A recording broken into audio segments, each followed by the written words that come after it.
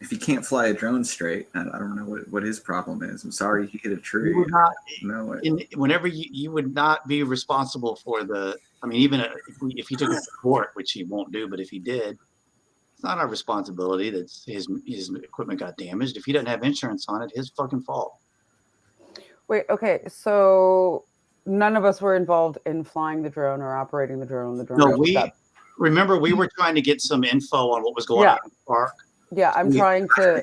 Again, you guys, I missed last week, so I'm just trying to see like what was actually in play last week. Like, were you guys actively doing the drone, or did it like just get footage? So we went to Nawal and said, "Is there some way you can get us some info inside the park?"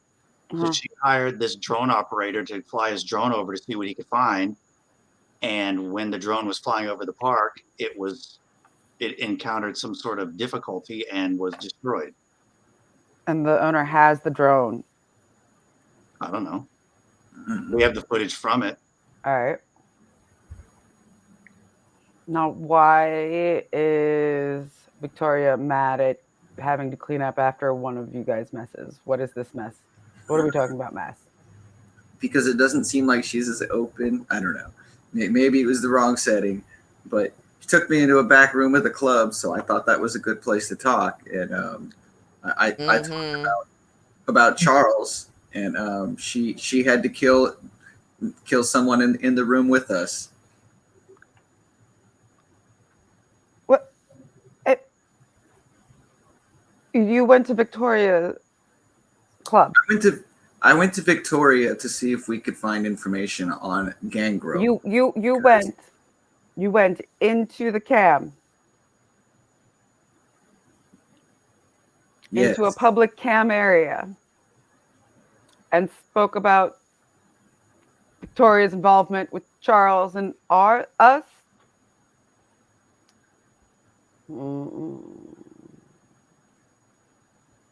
Sorry, I assumed she was as open with people in her inner circle as we were, but that's not how you survive in the cam, Vic.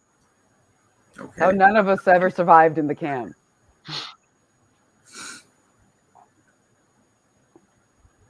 I'd be surprised if anybody in that fucking tower even tells the truth to themselves.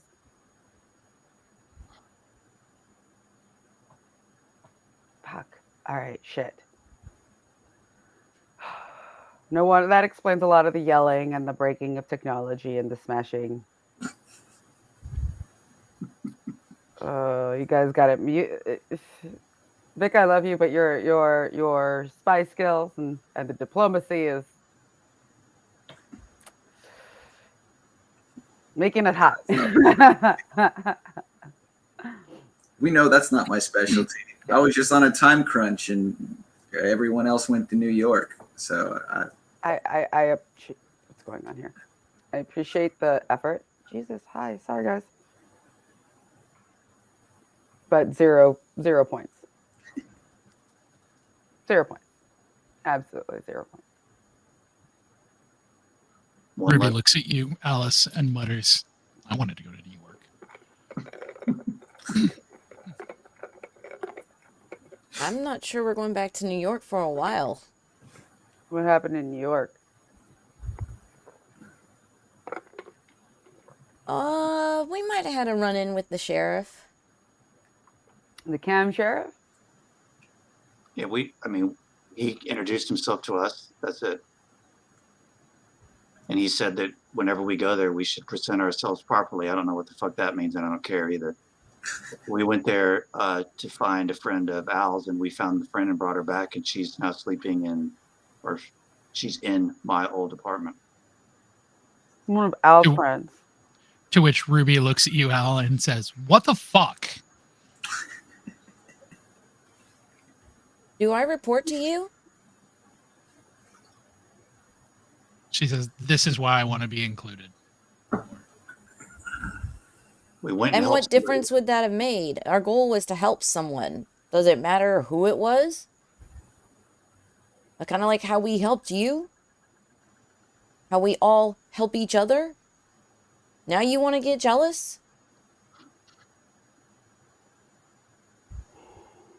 Maybe.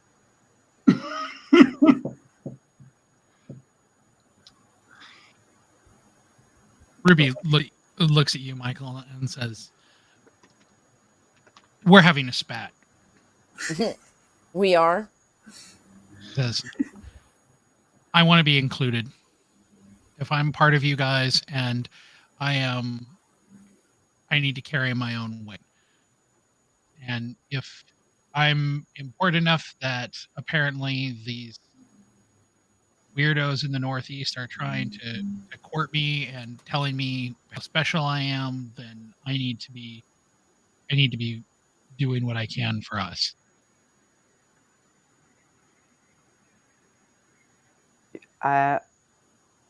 You know what, Ruby? I support this. I welcome you to join the 4A.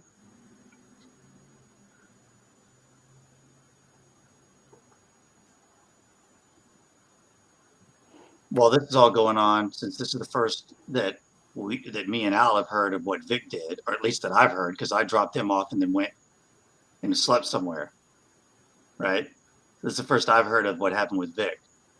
Yeah, that's I'm gonna go over to Vic while everybody else is talking and just kind of go up to him and kind of pat him on the back and say, "One less can, buddy. One less can." you thought that was the way to go about it. Have more fun popping their skulls. Mm-hmm. My hero. Hey, Slade was my hero, but now Vic is my hero again. and I didn't even have to lay a finger on him. He's dust in the wind, dude. I should just go to all the cam clubs and just go to like the bosses and just start talking loudly about Clyde is somewhere out there. You can hear Clyde with a broom bitching. That would be hilarious. So Ruby speaks up and says, "So, what are we doing tonight?" Somebody's eager. I appreciate your eagerness, but slow your roll for a bit. We're not really sure. It seems we might even have to do Damage control? Yeah, that is shit again. And I said again while looking at Vic in Idaho. And me, what the hell? I've had to do damage control for you before. What do we have to do? And Damage Ruby control? slightly. Just looking around the crew. Just making eye contacts.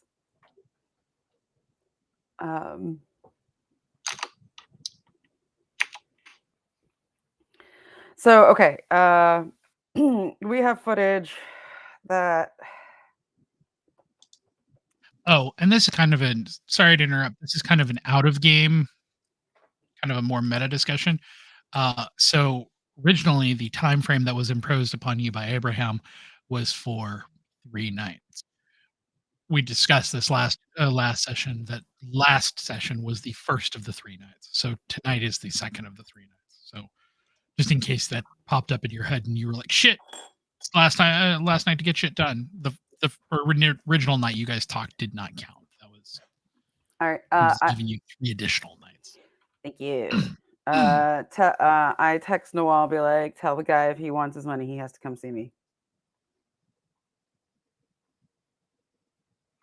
You get it back very quickly. It says, "I will forward that information." And I'll say the sooner the better for him.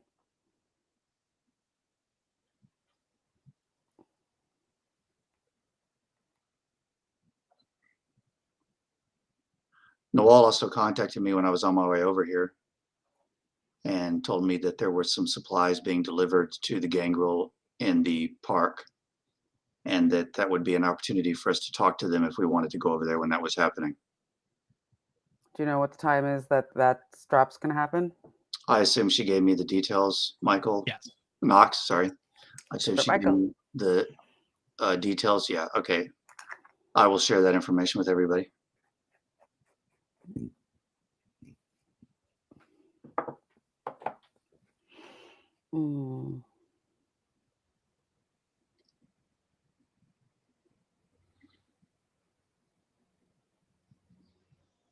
And then, okay, let's see. We have. So tell me again all the ins and outs about like the visit to Victoria. You just basically dropped off Idaho, Vic, and like. No, me and Al went to New York last Okay. night, and I don't even know what Vic did.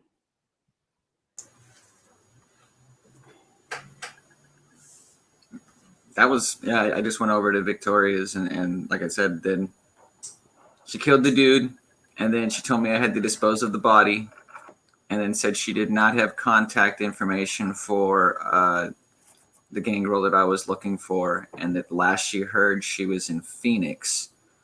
Bad place for a vampire. Well, she was the one that the band that Mhm. played in our club, so she's a traveling band, so she goes everywhere. I know, but I don't know any. I don't think we know anybody in Phoenix, and then she's not.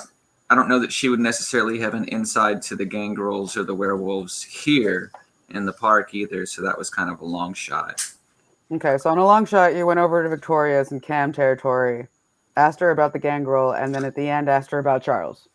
It's the only lead we had, and we're on a time. But I'm just trying to Yes. get the events of your night in and order. then I disposed of the body. So yeah, so the first thing we talked about with Victoria when you went was the gangrel, correct? Correct. And Charles. And yeah. And then Charles. Well, I kind of tried to use it as information that would help us eliminate Charles because it was in some way related. Like what we're doing in the park is related to bringing Charles down. There's a knock at the door. And Moira and Clyde enter the room. Moira is like, I would have said this could have waited. He doesn't think this can wait. What's up? Clyde walks in and sets a dusty, several generation old phone on the table.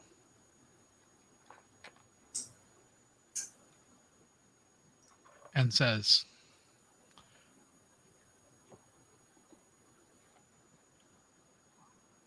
so, dude on the roof is gone. Swept that mess up. Again, you don't have to sweep that up. It blows away in the wind. Holy shit, it will end up in the lip of the building, and then I'm going to have to clean it up later. He was like... Shut up, I've done this enough times. He's like, the bigger problem right now is this. And he flips the phone open.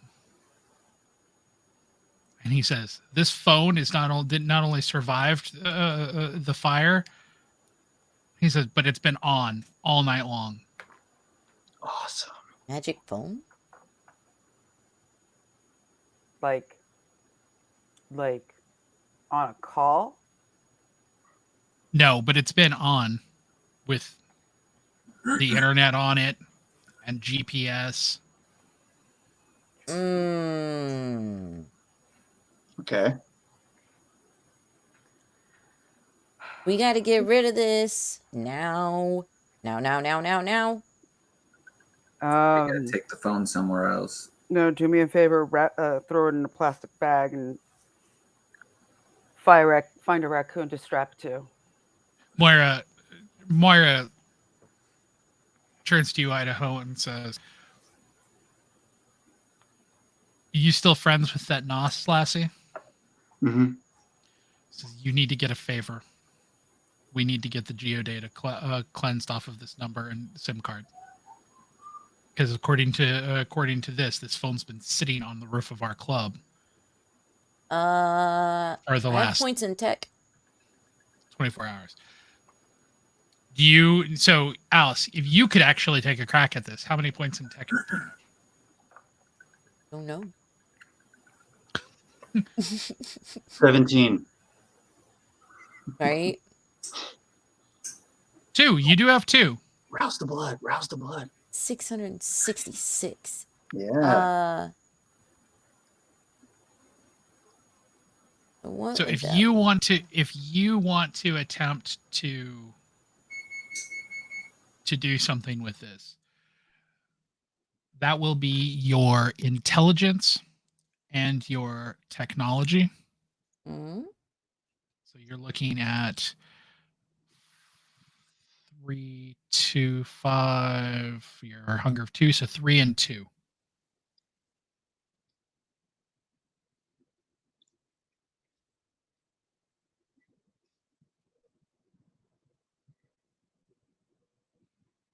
Before I tell you anything, do you want to re-roll 2 of those? Yeah. 2 white, right? Yep. Oh, That's more than enough to do this. sweet. So you snatch that phone off the table, and it takes you a couple minutes, but within a couple minutes, you've managed to redirect the onboard geocache so that it appears as though it never left the high life. Nice. So now we can blame it on her that the guy died there. We can blackmail her.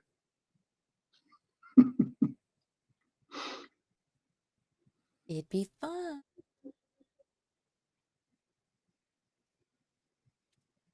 Ruby pipes up and says, "Now we should destroy it."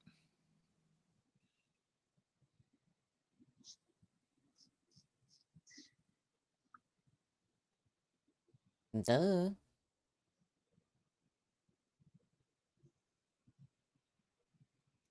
So, what is your next course of action? Clyde and Moira leave.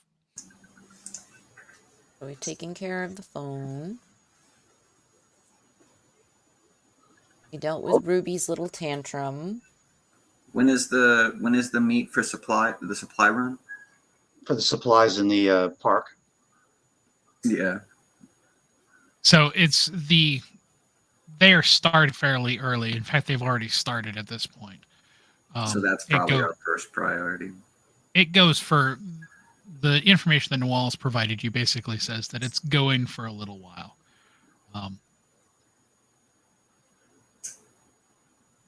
So maybe they're receiving multiple shipments. Maybe it's a large shipment that they're having to offload. You don't know.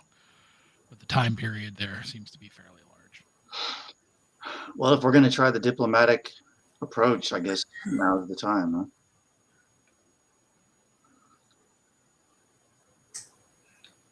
You're muted.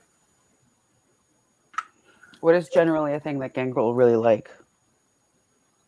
Animals? I don't know. Wearing no shoes. You said Gangrel's not hippies, guys.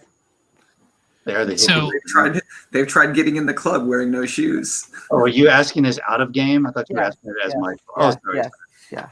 Okay, so if you want to know that, if you were attempting to actually figure out some way to ingratiate yourself, That would be a politics or a wisdom. it could be either. So you've got a couple different options here. It could be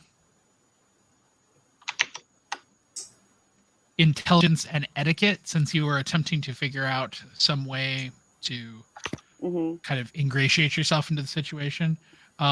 It could be,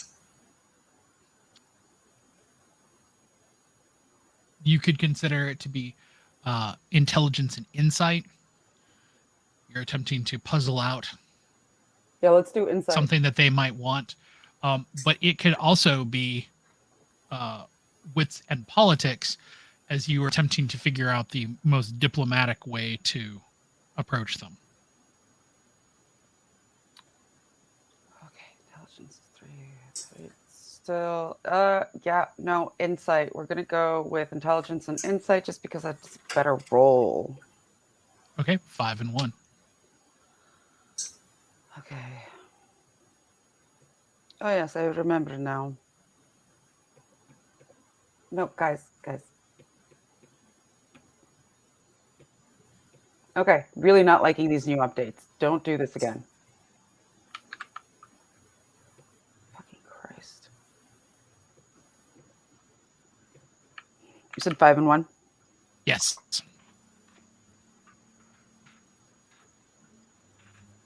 Here we go.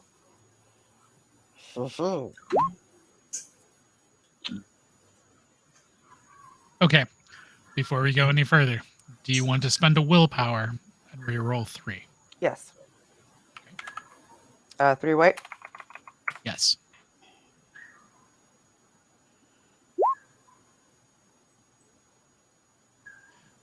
Is that So enough? you think that the best way to possibly communicate with them is to figure out an angle related to the fact that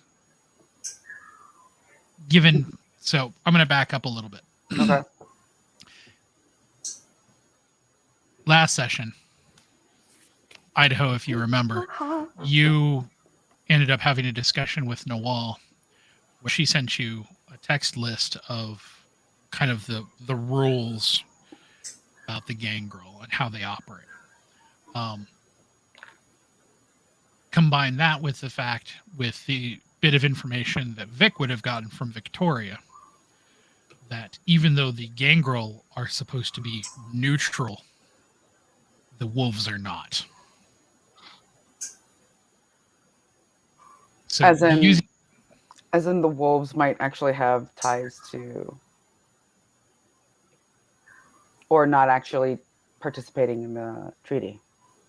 Well, so you would be able to glean from that you're going to have a better opportunity here, presenting maybe less of a pro-anarch case than an anti-cam case, if that makes any sense. Okay. Wait, say that again? I'm so sorry. You're going to probably have better luck, less luck presenting a pro-anarch case so much as an anti-cam case. Yeah, got it. I figured. That's what I was like figuring. I was like, Optics. yeah. No, I was curious if you meant that the wolves weren't neutral, as in the wolves were actually backing or backed by Cam. No, so a little bit. This is kind of meta out of game, but this Super would have meta. been discussions from between the clues that Idaho and Vic were able to cobble together.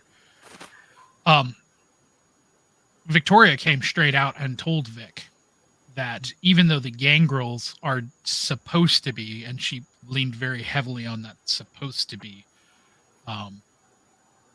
neutral for the sake of the truce, that the wolves are not in any way, shape, or form neutral towards the Camarilla.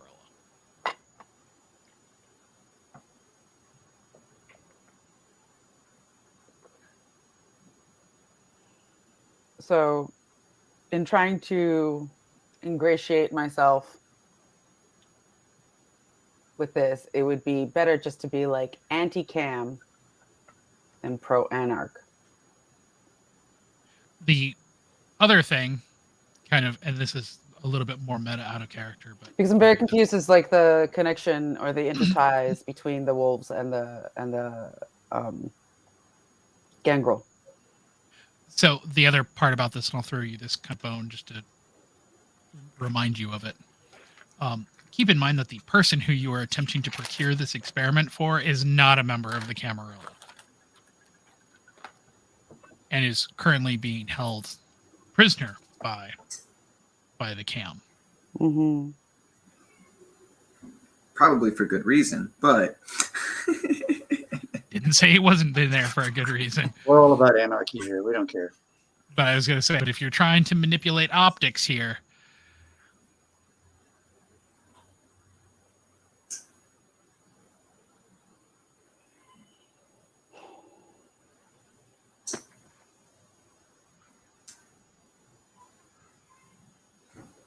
I was trying to figure out if there was like anything that I could bring as a gift or stuff like that. Firewood. So, what are y'all gonna do?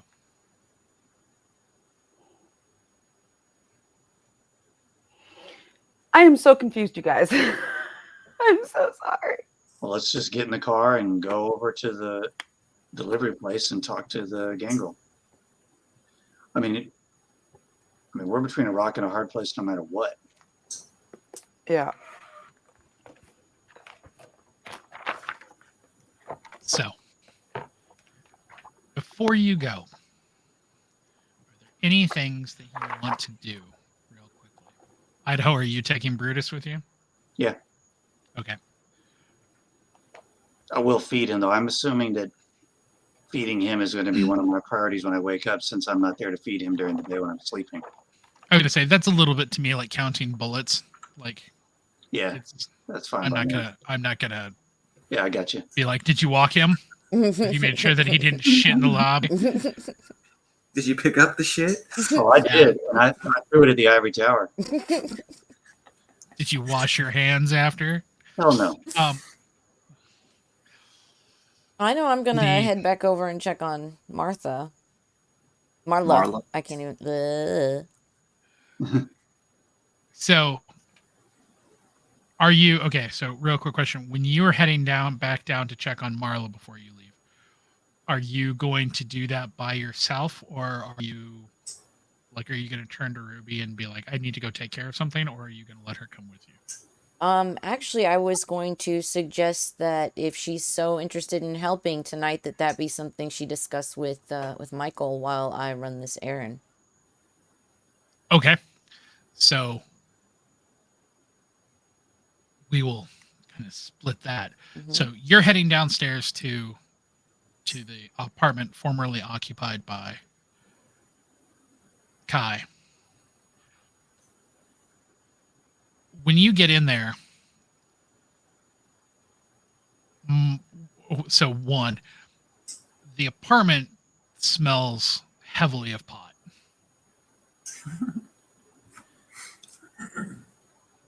Two, Marla is in a pink fuzzy bathrobe, wearing like star sunglasses, like plastic star sunglasses. And she is, to say that she is studying the art on the walls is a dramatic understatement. Well, I mean, who wouldn't? But yeah. Like she's like going over inch by inch, like practically just like she's enthralled by this kind of stuff. So when you come in, like first words out of her mouth, she's like, "Have you seen this stuff? This is incredible. Whose stuff is this? Do you know the artist? Where are they? Can I meet them?" No. She was unfortunately taken from us too soon. She's like, "Oh fuck, what happened?" I'd really rather not go into it right now. The focus right now is what we're gonna do with you. She's like, "I don't want to be a burden." She's like, I appreciate that you guys came all the way to New York to check on me, but she's like, I'm not I'm not trying to infringe on your, like I see, she's like, yeah, sure, I still care about you, but I'm not trying to be a homewrecker or anything like that. And I hadn't even thought of anything in that realm. I simply was thinking about your safety. And if you think you're safe and things are fine, then absolutely feel free to walk out the door, and we'll just hopefully continue to text more than we were. She says, I don't know. She says, I don't know if I'm safe. She says, I don't know if I'll ever be safe. She says, I don't know that she says, I don't know if I would be putting you in danger by being nearby, but I don't know what's going on. I don't understand any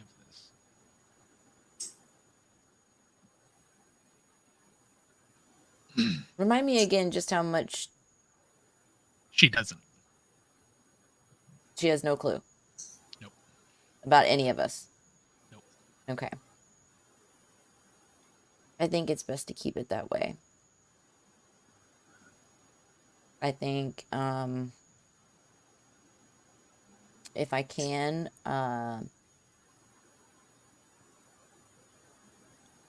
too bad we don't have a hotel property. Be a nice place to stash people that I think at this point it's better to keep her out of the picture. Possibly put her up in a hotel that we can monitor, but she's off site, so there's no exposure to anything that we're doing. Yeah, but that doesn't necessarily make her safer. The fact that she's already been exposed to us means that she's been exposed to us. We've brought her into our fold. We've created that connection at this point. So now we've stamped her with our association. What do we want to do with her? Well, and this is you weren't here last week, so you weren't here to kind of hear the story about what she's been going through, where she's been showing up with weird bites on her body, not like fang bites, but like large bites. Waking up in weird places, going to sleep where in one place and waking up somewhere else, constantly fatigued, constantly tired, and of course the picture of the smudged persona in the background. That she's a werewolf and doesn't know it. well, that was going to be my next thought, aside from trying to separate her. The backup thought was bring her before Michael and see what Michael thinks through meeting her. And we can make a decision based on that. So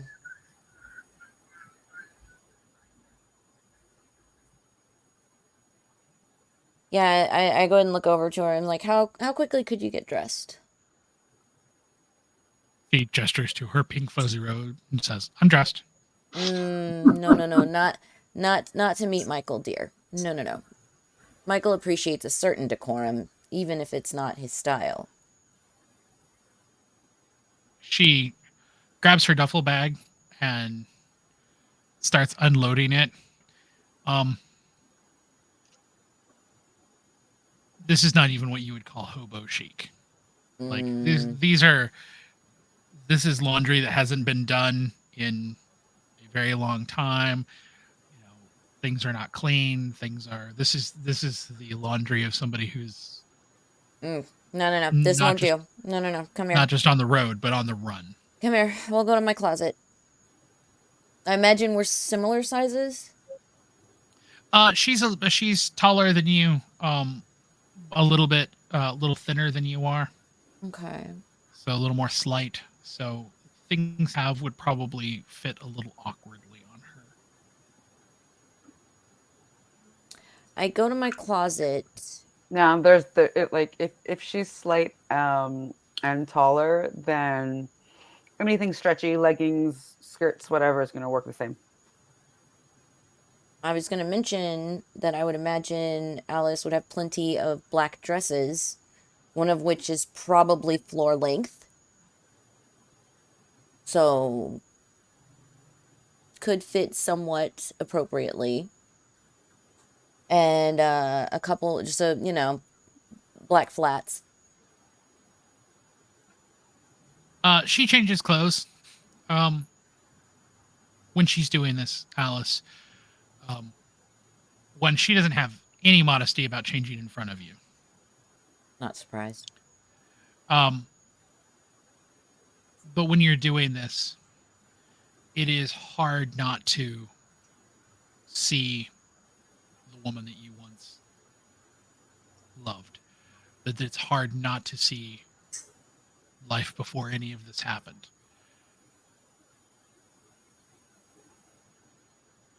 Before you were kindred, before you had the constant, ever-present buzzing of voices in your head, long before Ruby.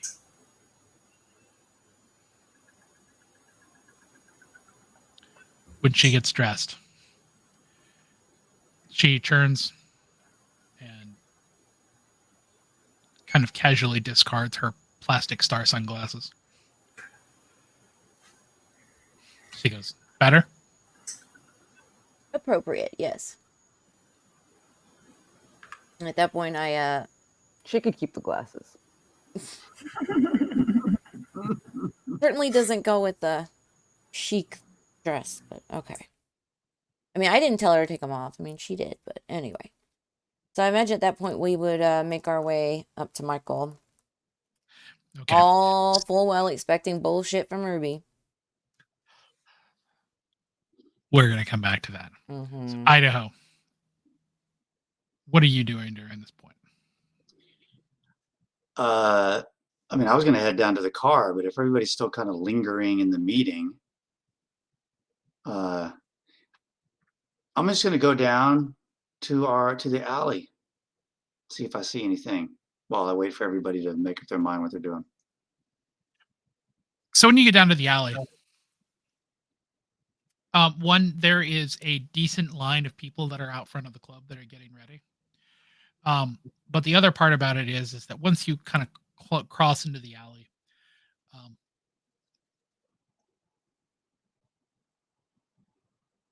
you see a smattering of rats that are around. It doesn't there's nothing that just jumps out to you and screams that there's anything awkward going on or weird going on here. Okay, and I do have my dog with me. But I assume that with your having Brutus with you, the rats are keeping a very large distance from you. But I assume that because he's Gould now, that he kind of just chills out with me. He doesn't do like a dog would do and chase after rats or anything, right? So because he is Gould, he will still do what a dog would normally do unless you tell him. But because he's Gould, as long as you basically give commands, he will be almost slavish. Now, if you tell him go run out in traffic and play with a fucking dump truck, he's not going to do that. Right. But if you go, like for instance, and you say sit, and then walk off, he's just going to sit there until you be like, "Yeah, come on, moron." Cool. Okay, I'm going to tell him to stay, and I'm going to head over because I want to try to talk to the rats. So, are you going to summon them to you? Or are you just gonna walk up to try to walk up to one and use feral whispers? Yeah, I'm just gonna walk up to him and see what happens. I mean, I assume these are the same ones or similar ones that I've interacted with before, but we'll see how it goes. They're your regulars. Yeah, a regular rat pack. So, rouse the blood. Oh. Nice. I'm at 3. As you walk down the alleyway, and you reach out and pull the rats towards you with your compelling them to come talk to you. There's that voice in the back of your head that says, "You're nothing but a beast too." It says you could just start reaching out and pluck them right off the ground like like apples that have fallen from the tree. You could just eat them. And then after that, there's an entire group of apples, a cornucopia in front of the club, and you could just start plucking them and eat them all. Okay, I'm gonna do that.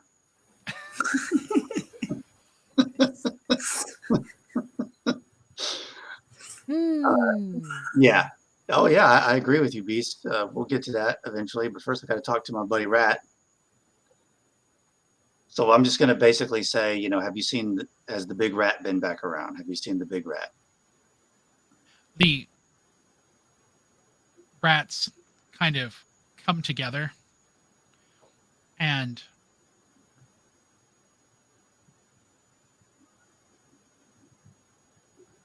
they tell you, pointing down the alleyway.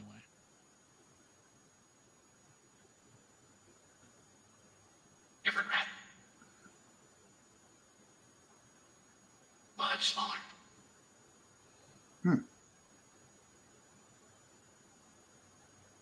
Is the rat there? Up top. Is the rat there now? They kind of look at one another and they're like,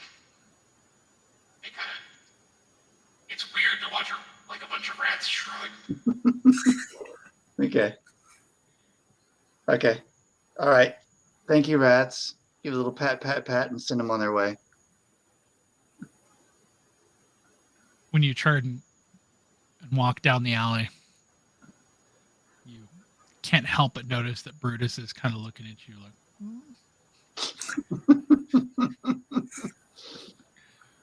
I'll go over to Brutus and kind of give him a pat and say, I'm going to need to teach you how to spot the big rats at some point.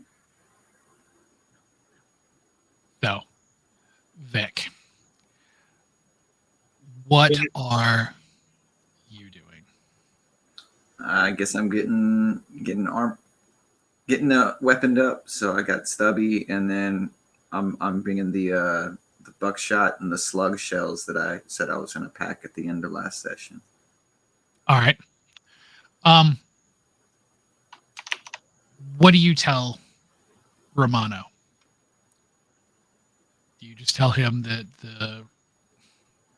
you guys are that the club's going to be running on a skeleton crew, and that he and Harvey need to be taking care of the front door, or what do you? Actually, let me check in with Michael first and see how she wants staffing for tonight. If we're all,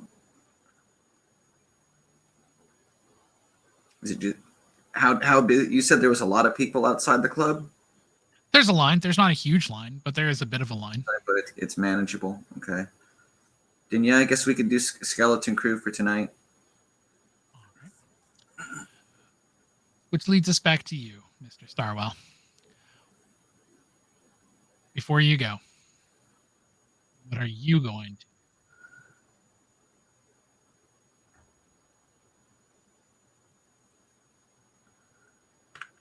Before, like, we go to the place?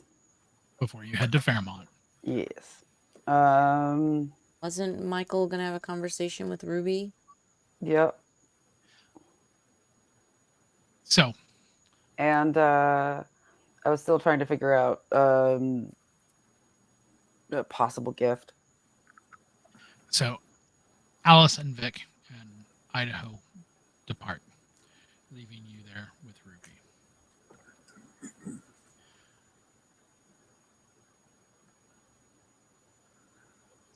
Ruby looks at you, Michael, and says,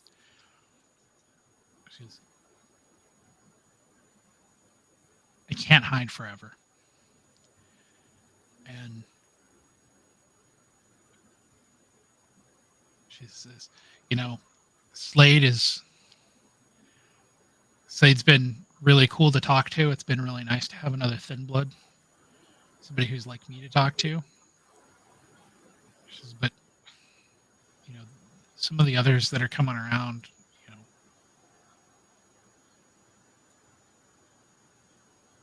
think that I'm more than just a bar back. She says, I don't know. I don't even. She goes, I was hanging around, at New Rain and was hanging around Alice, and we were having a great time, and then all of this happened. And since everything happened, all I've done is hide. Hiding from the world, from some monster that's hunting me that I don't even. She goes, and now I've got people who are telling me that now there's other people who want me, but they want me because of the things that I can do. She goes, I don't even know who I am. She goes, I don't know what this life is supposed to be like that we've crafted. She goes, I'm supposed to be part of you guys, right? But I don't feel like I'm part of you. I feel like I'm. She goes, I feel like I'm less. She goes, I can't just keep doing this. She goes, I have to figure out a way to pull my own weight in this life.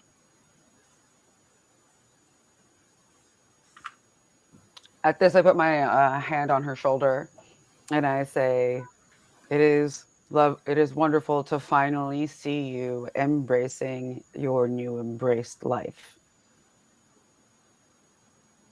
Yes, the way you came into this afterlife was super dramatic, and there was a lot to unpack.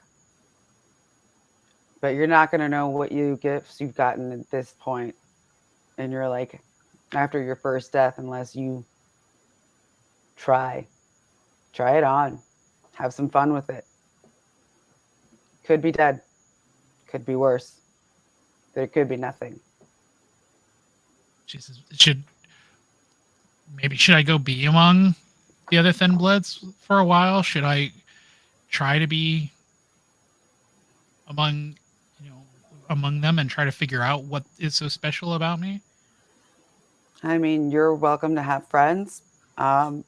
Personally, I don't want to lose you. We almost lost you once. We went through such a thing. We'd love to see the coterie member you blossomed to be.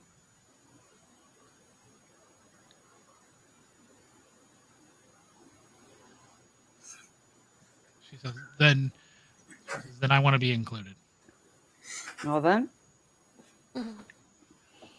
let's start getting you included. First of all, let me figure out what hands on the ground skills do you bring to the table right now? She's like, well, what do you mean? What do you need to know? Can you fight? Can you steal? Can you fix, tinker, climb? What do you got that we can use? Do you want to be useful? Let us know how.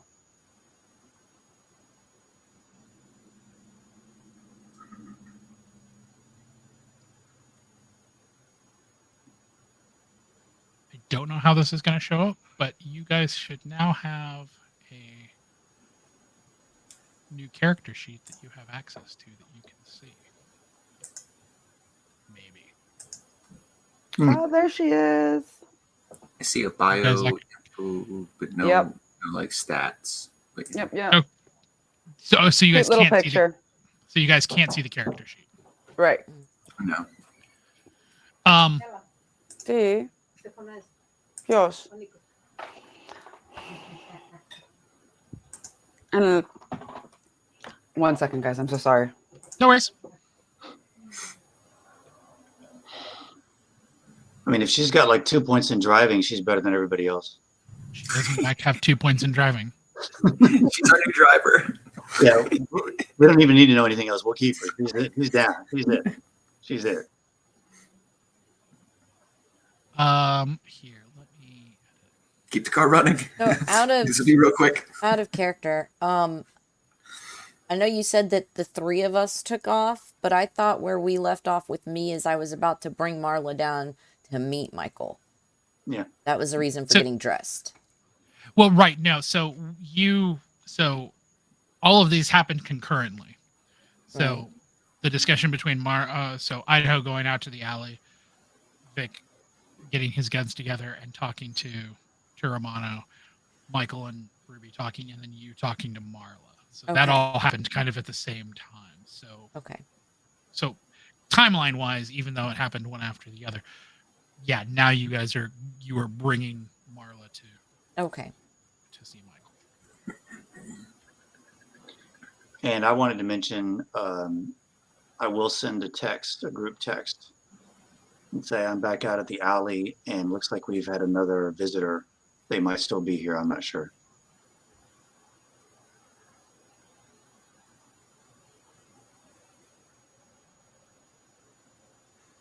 And then I'm just going to hang out down there and wait and keep my eye on the alley. Can I guess I wouldn't know what side of the alley you'd be on. You could text back. Just come on outside. I'm not hiding. I was just trying to come around the other side of the alley. Like if he was down one way, I come down from one side. That way he couldn't necessarily run away. But I guess I'll just come to the alley. I got nothing else to do. And I'm armed to the teeth, so. Yeah. I'll say, Brutus, this is Vic. He's awesome. He's our hero. Yeah, but I'll just kind of wait until the rest of the crew shows up. So so to clarify, so you're not going to go back inside. You're going to stay outside in the alley and wait for everybody to come down to you. Mm-hmm. Okay. Actually, since we're about 10 minutes too, do we want to take our break now? Sure. Might as well. Okay. That's good. All right. Let's take our break and we'll be back at top of the hour. All right. We'll see you guys soon. Hang around. We'll be right back.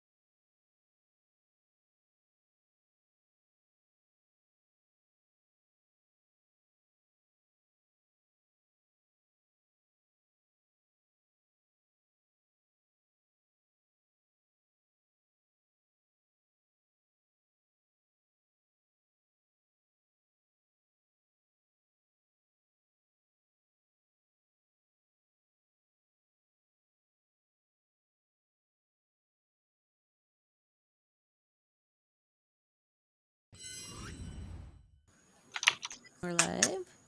All right, so we're back. Thanks for sticking with us here on the playground. I'm Pixie, a variety streamer here on Twitch.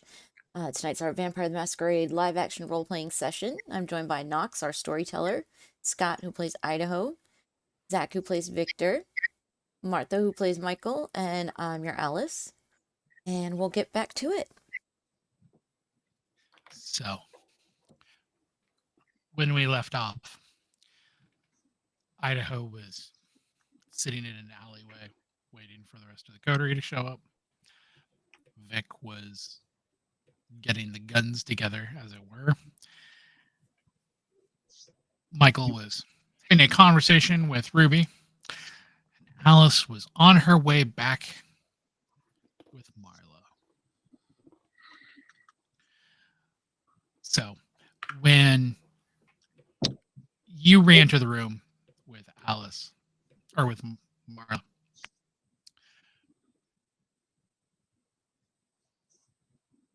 Ruby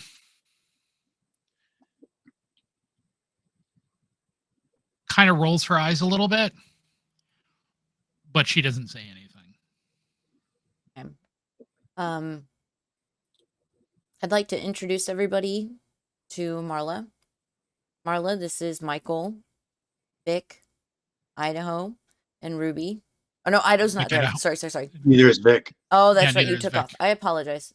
So it should still be in the room. Michael, Ruby, and cool Moira. No, they left. No, too. they left Okay. too. So they were on their own having Michael personal and Ruby. conversation. Okay. So yeah, I walk in and I introduce Ruby and Michael and say this is Marla. Marla was in a precarious situation, and there are some things I think that we could investigate about her situation. So I'm introducing her now. Marla kind of looks at you, Al, like she's not really sure. Like she's confused by That's to be expected. the social etiquette that you're displaying here. She doesn't really understand. she's a little bashful. She kind of steps back a little bit, and she's like,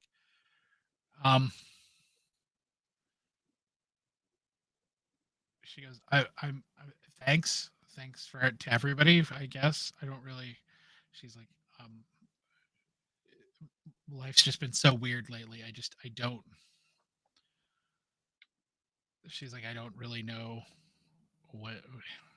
And she kind of looks at you, Alice, like she's looking for some sort of cue, or she's looking for some sort of instruction on what you're expecting of her.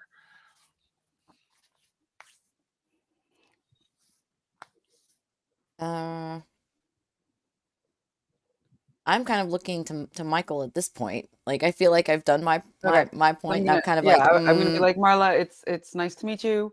Give me one moment. I'll be right with you. And I turned to Al. I was like, listen, I just want to finish this with Ruby real quick. I'll be right back. And I just want to see what Ruby actually has to say that she can do. Like, what if she did tell me any skills that she can't? Like, can she operate a gun? Does she know how to drive? Like, what the fuck? She can drive. Okay. She's a little bit of a thief. She's Okay. fairly stealthy. She's fairly decent about finding things out. Okay.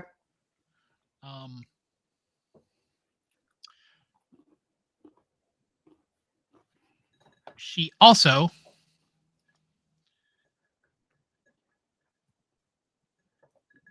has 1 point in obfuscation. Ooh. Nice. And 1 point in thin blood alchemy. In what? In thin blood alchemy. Okay. Okay. And I'd be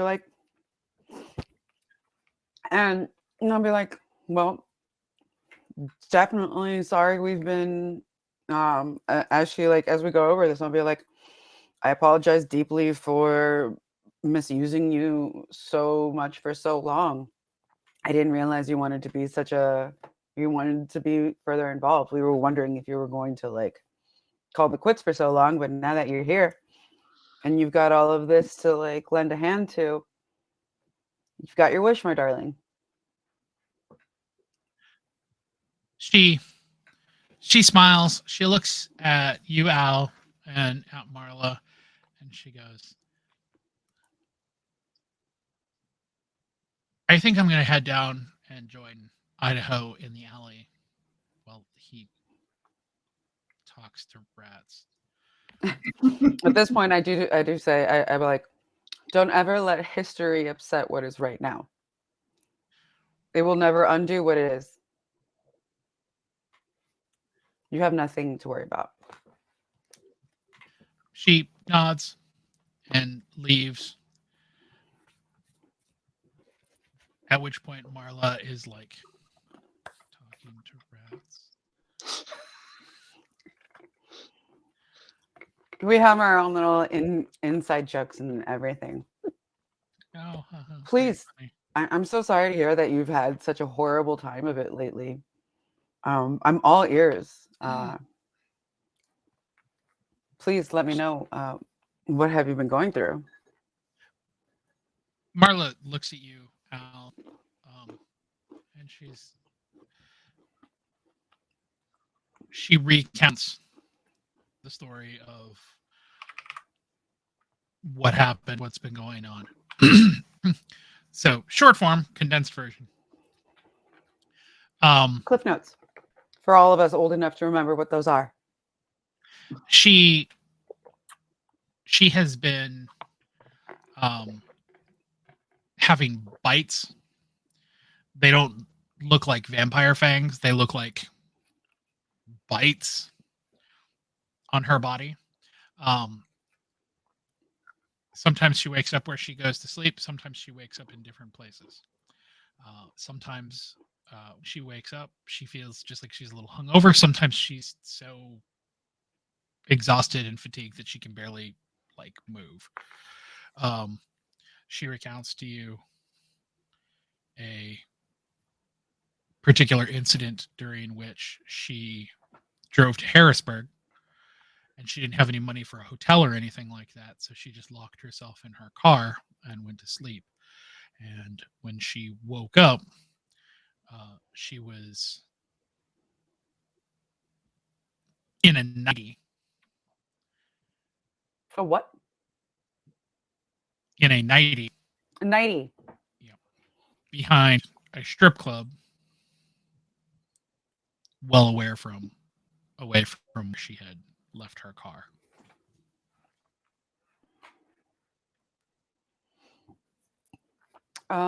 What? Anything in my what kind of role is that? That would be the Now, Alice, you also have something to add to this. You could show Michael that picture and convey the information that you figured out as well. Yeah, I would definitely do that. So that I will also condense that and Thank say you. that Alice would tell you that there's a photo of Marla from in front of the McKittrick in New York. And she's doing the typical, duck face, selfie picture. Yep, exactly. But in the background, there is a vaguely humanoid form. It's kind of smudged out in the picture. That can't be seen, really. Alice, using her occult, was able to deduce that the user was not, the person in the photo is not a La Sombra. It's not the same kind of effect.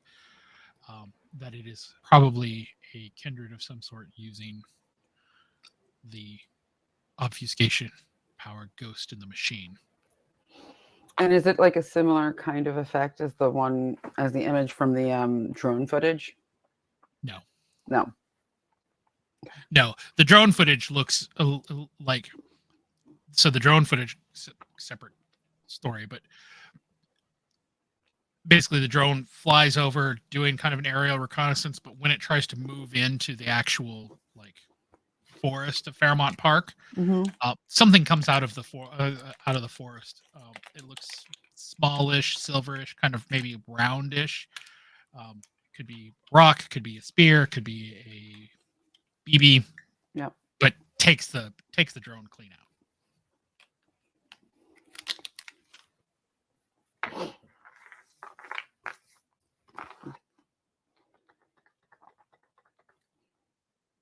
Ghost in the Machine is a for me? No. Obfuscation. Yeah, obfuscation. All right. To give you to read it to you. Ghost in the Machine. The user can now transmit the effects of obfuscate through electronic media, allowing the vampire to appear invisible or masked when viewed live on screen. If an observer observes the image later, as in a photograph or recording, the effect lessens, the image seems slightly blurred, making identification hard. In addition, automated surveillance has a tendency to glitch in the presence of the kindred, lessening their chance of being caught by automated systems. Got it. Okay. Cool.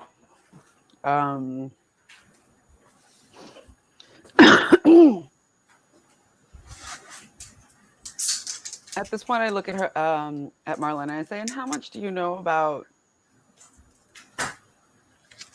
Alice's way of life?" Marla looks at you, Alice, like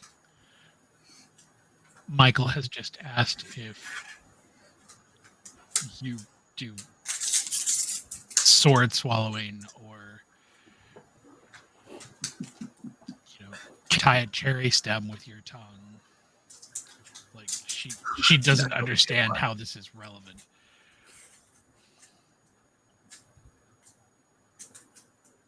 How much do you think you know about me since I left the South?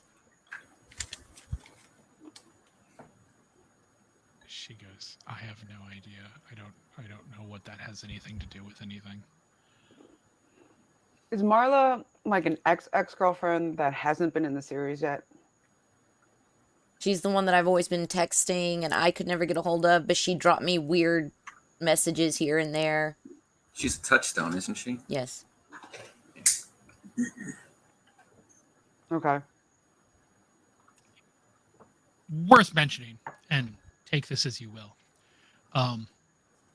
But Marla is to Al as Seb is to you. And you know what happened to Seb. Yeah. Okay. Oh shit. Okay. On board. There's the recognition I was looking for. It's been a long couple weeks. We're just glad to have you back. Glad to be back. And to be had. Okay. I'll have you. Okay, at this point, I'm not gonna. I retract the previous statement, and I say, "Are these the only selfies you have of yourself, or do you have like other pictures?" She looks at you kind of like she doesn't understand, but she like flips through her phone, showing you selfies.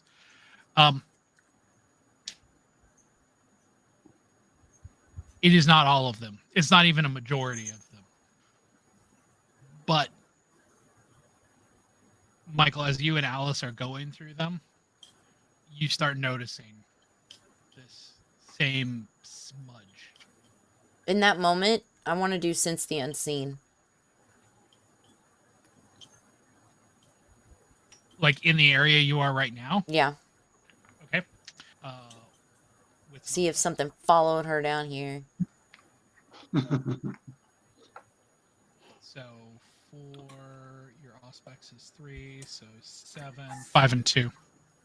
I mean, she spent all day in the apartment while we were asleep, and nothing happened to her, presumably. Nothing Yeah, happened. but who knows what's been floating around the apartment? Oh crap! I was wanted to follow up on a side note about that with you, Knox.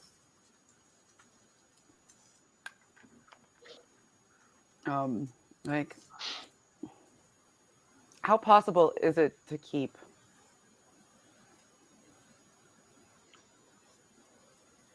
You No, don't see anything.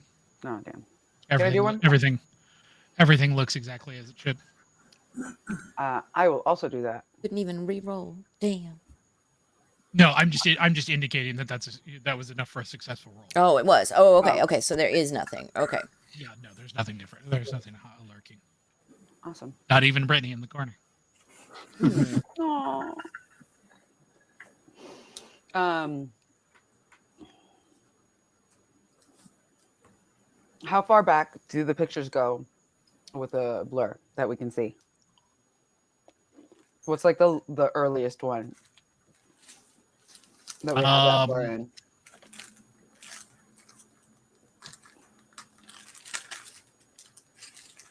2018. Wow. And that Al, would when have did you been, turn? yeah, that would have been how long after I saw her? A while. Going back to your bio. It wasn't immediate. Okay. I was scared someone like hailed her since I took off or something. Could still be.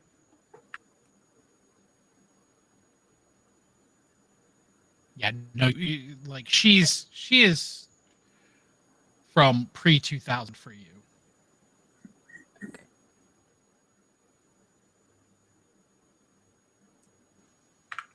But she's okay. So she is pre 2000 for Al, but this smudge has been around her for 2018. Since 2018. So there is time overlap between where Al knew her. Right. But she's saying 20. They last met pre 2000. Oh, that wasn't the question that I asked. Oh, Yes, okay. What was the question? What was the earliest photo we found with the smudge in it? 2018. Yeah, 2018. Okay. And so Al knew this person before 2020. Right, but I haven't seen her in person or been around her more than texting since Since 2000. Pre-2000. Oh, since 2000. Okay. Yeah, pre. Okay. Sorry, guys. Apparently my head can't do numbers Like, today. imagine like young love thing, and then I take off, and then it's this whole unrequited crap. Yep. At least on her Right. end, I've fully, Very, you know. like, gross point blank. Got it. Yeah. Okay. Sorry. Apparently I can't do numbers today. So. Fucking blind spots are weird.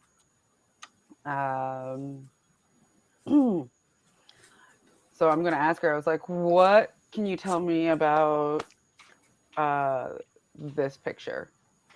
Where were you, and what was going on in your life?" And I show her the last picture with the smudge in it. You mean the first or the last? The first one. The first one. The first historical one. Chronologically, the first. Thank you. one. Yes, that one. She's like, I was in New Orleans. I was living above a bar. She's like, I was bartending. Did anything significant happen to you around this time? Anything that sticks out? Like, not that I can think of. No new friends? Anybody that sticks out? Anybody you get involved with or try to get involved with you? She's like, no. She's like, shitty dates, shitty, boyfriends and girlfriends, but she's like, nothing. Anybody obsessive or stalkery? She goes, no stalkers, nothing, like no abusive relationships, nothing like that. What about the ones that were like almost too cool, almost too weirdly accepting of everything? She's like, nothing like that. She's like, she was like, there just wasn't anything. And then, and then she goes, and then one day I woke up in my little apartment, and there was blood on my sheets, and I thought, did something happen?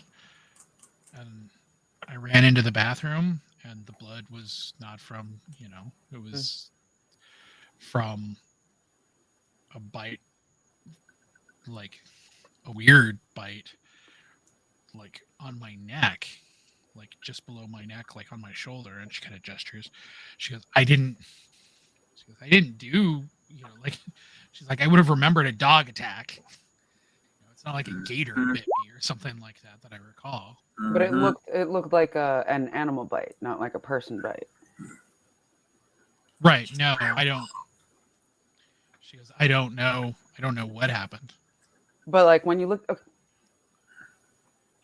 at it in the mirror, the best you could see, did it look like a person or like an animal? She's, I mean, like the teeth marks were really deep. Like there's no way that like a human or like a human has teeth like that. Okay. She's like like if they weren't square, they were like Canine. Yeah. Mm-hmm. Because like the teeth mark, yeah. And that was the first weird instance that They look like this. started all this. I'm just kidding. She goes, and then she goes, it's been, and then it would be. So the only thing about it is it seemed a little irregular at first, but then not so much. How so? She was like the first time it happened, and then it didn't happen again, or she has like a couple weeks, maybe even a month or so, and then she goes, and then I remember it happening like a couple times really quickly. Like I had a bite on my shoulder and I was really tired, and then like a week later, and I ended up like with a bite, and it was like on the inside of my thigh, and then I thought for sure something had happened to me, but when I was asking everybody, like, they're recounting what happened to me was the exact same as me recounting, so it didn't make sense. It's definitely interesting. I definitely want you to stay here for the time being. She looks at you, Al, and she goes, I'm really thankful, but she goes, I'm a little tired, and this is, she kind of looks around and she's like, this is just, I don't know, I need a little bit. She's like, so if you don't mind, she goes, it's very nice to meet you, Michael. She goes, I'm gonna go back to I guess she goes, whoever was in that one apartment. Before she goes, would either me or Michael be able to tell through any kind of sensory to confirm she is a vampire? I mean, a werewolf. The only thing that you would be able to do would be to do either an occult roll to see if you know anything about werewolves. But she doesn't. Neither of you are bloodhounds. That's. But from that standpoint, I mean, there's nothing there that. I met her. And I will tell you, I know you didn't. She smells like a human. I always just assumed she was a human being taken advantage of. I wouldn't actually let her leave without saying, like, listen, I have a suspicion that there is something going on, that you're not crazy, and that we can actually help you. But we're going to need a little time. And until then, I'd like you to stay close, because I think you're safer here than you were out there on your own. She's like, I mean, okay. Well, when's the next full moon? Yeah. Does that matter in this lore? Yes. Okay. So, she leaves. So before you guys rejoin everybody. Oh, I would have somebody set her up in one of the like lower, or like one of the apartments or something. Whose apartment was she in? She's been. She was in Idaho. Idaho's. Put her in Kai's. Okay, yeah, Kai's is fine. That's fine. Okay. I was going to say, did you want to roll an occult Yes. roll to determine? Yeah. Yes. Mm-hmm. Okay. So, Michael, you have 1 point in occult. Alice, you have 3. It's intelligence and occult. So, both of you have 3 intelligence. So, I was going to say, I'm going to assume that Al wants to be the one to make the roll and Michael will assist. Down here. Yeah. So what would that be? So, okay. So, that's going to be 3. Your occult is 3 plus 1. So, you're looking at 7. So, 5 and 2. 5 and 2.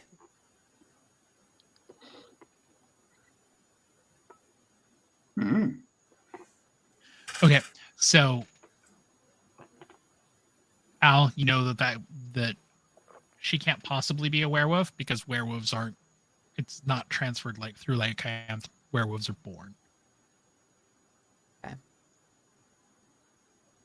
Yeah, I go ahead and tell Michael. I'm like, I'm sure she's not turned or anything, but I'm definitely thinking she's a feed bag.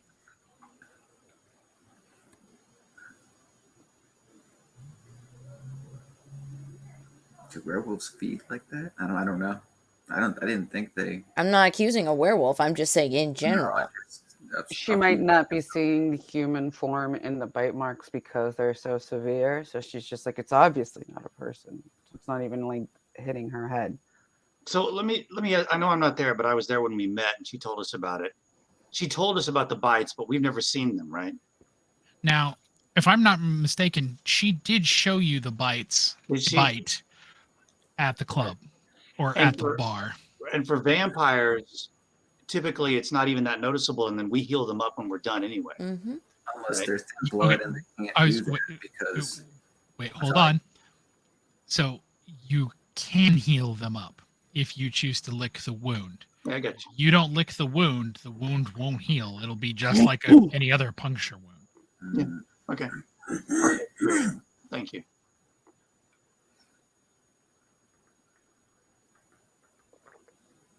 So, Yeah, I would take Michael aside just a little out of earshot, not to alarm. oh, she's gone. She headed. Oh, she went on her own. Okay. Yeah. Yeah, I definitely think that we're looking at somebody that can keep themselves hidden in plain view, hidden on camera, and is stalking her and using her as this feed bag, and she just has no idea. I think you might have a lot on that theory. Let's figure out a way to keep her at least unfeedbaggable while she's under our care for the moment. Right. But at the same time, when we have the time, because I know we have other shit on the agenda, I do think it would be worth it to find the motherfucker who is torturing her and maybe. bring them to I a mean, swift I and don't want to glorious put. justice since they interfered in my baronet. Yeah, I don't want to put her in danger, but possibly a little, bait. Maybe Whoever's present after her herself is- somewhere that, Right. I mean, look, whoever's after her isn't going to stop being after her. They're going to try and come into this place. They're going to try and come after her no matter what. It's part of We know this. It's part of the excitement and like pleasure that this sick fuck derives off of this. I just figured it'd be worth it to bait them instead of waiting for them to the attack. bait will always, it's like the bait is there consistently all the time. No matter how safe or where they're going to go, the whole point is that they're going to always have access. So the bait is not something that's kind of like really like that we can like put out or take it away. Somebody's after her. They're coming after her wherever they are.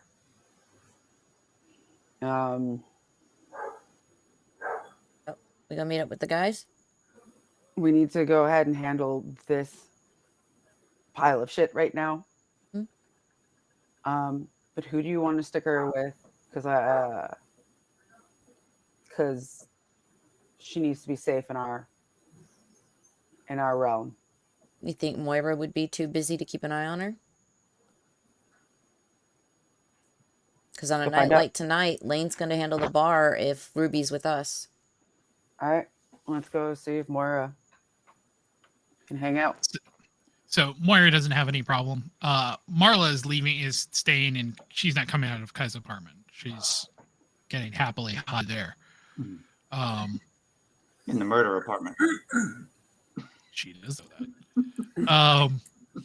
Someone's after her too. It's about to become murder apartment number twice in a row. Damn it! Say, We'll don't hash her high.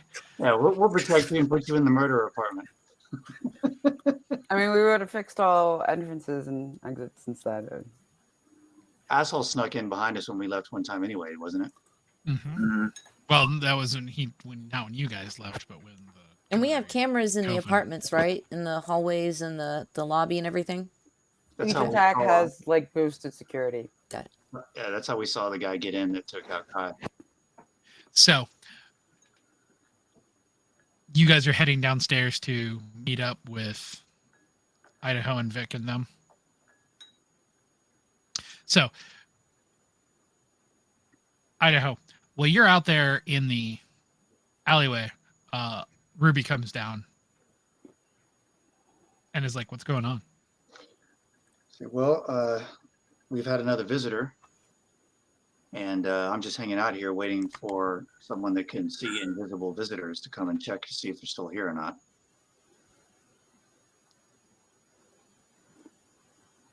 She's like, "So how did you find out about the invisible visitor?" The rats told me. She's like, "So they saw him." Yeah, To him. Like, can they still see them? I asked, and they said they weren't sure. So, I'm not a scientist regarding all this stuff, but I'm guessing that. I mean, they've seen them come and go. They said that the other day they saw a big, quote unquote, big rat, and this time it's a little rat, and they saw them up high.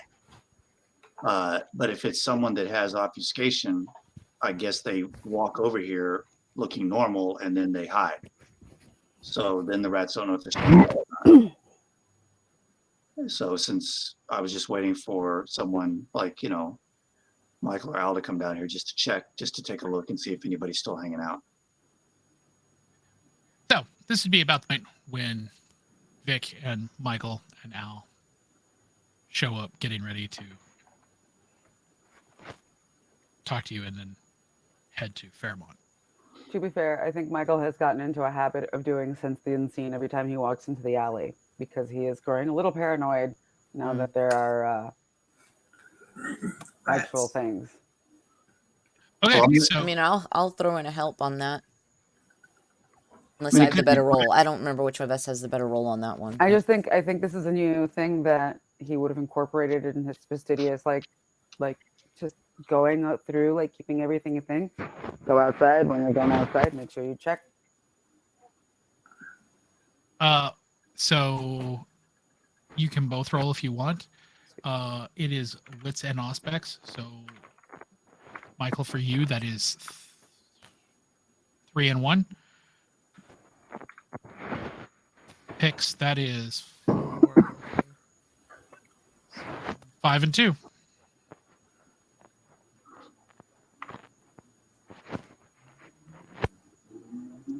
The alleyway is empty.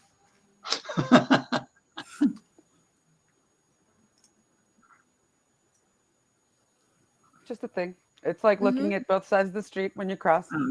It It is now a like, habit. It's like the road searching for traps. Right. But I mean, I'm going to tell them. I'll tell them the specifics about what the rat said. That this time it was a little one, and that they were up high. So for all I know, they spotted Brittany. I mean, we don't know. Or Samantha. No, they I said mean, like, they said yeah. it was a rat. She's a turkey. I would like to look up and do sense the unseen. Same thing. It's not even a roll. It's Awesome. in the same area. So Awesome. So, are you guys now heading to Fairmont? Might as well. Yep. Give our getaway driver a chance to prove her skills. Yep. And toss Ruby the keys. So Ruby is super excited and jumps behind the wheel of the Charger. Oh crap! So Vicky should hit shotgun. Miss thing. First time out. Don't make it your last time out. You watch your you watch your six and you watch everybody else's too. So when you guys get into the car, yes, she drives way faster than is absolutely necessary. Yes, she is not exactly the safest driver you've ever been in a vehicle with. On the other hand, did you die? No. We done already. We did already. But I would scold that, it's, we really don't need the cops. Like, that would be just extra bullshit we don't need to deal with. So could we please mind the speed limit, please? She looks at you and says, I am totally minding it way down there. 10 over is the speed limit. Yeah. Actually, in Philly, yeah, and In Austin too, yeah. Stops aren't a thing. There's just suggestions. So when you guys get to the museum, it is a reasonably quiet night. There's not a whole lot of people who are out there.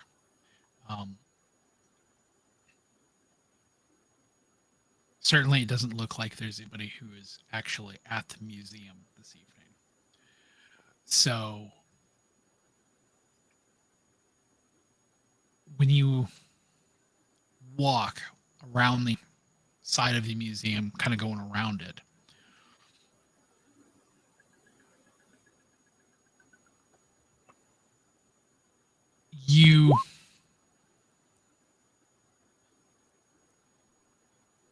She says, yeah, me too. When you get around the museum, at first, like you see, joggers in the park. There's people doing, late night, runs and things like that. But then you start noticing that there are people with packs. They don't look like it's not like a normal, like somebody with a JanSport backpack, like just walk around or something like that. These people look like they're having large, like climbing packs or things that you would take for long trips. Army grunts. Yeah.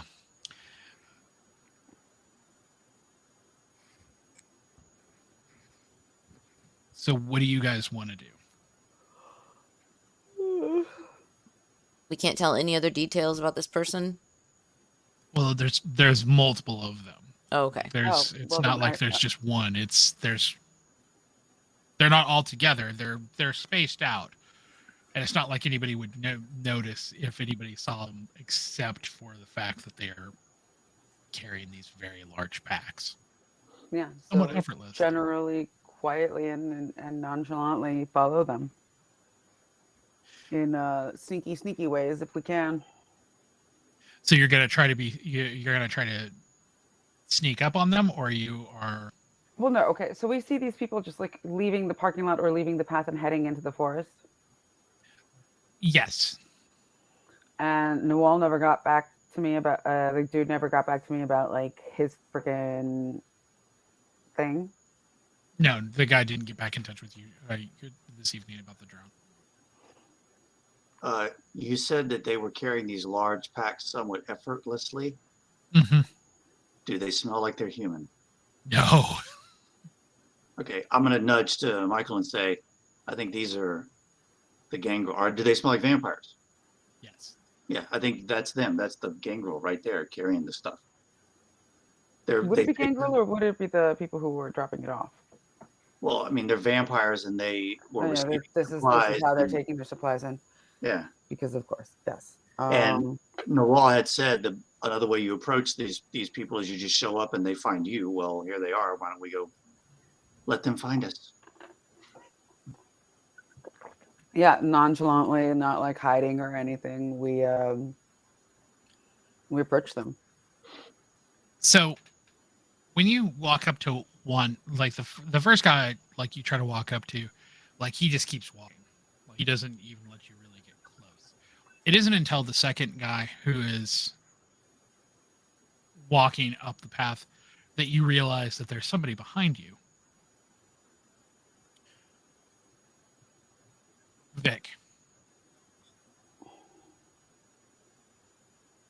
You know this guy. This is the same guy who showed up At the club with no shoes. at the club with no shoes. Mm-hmm.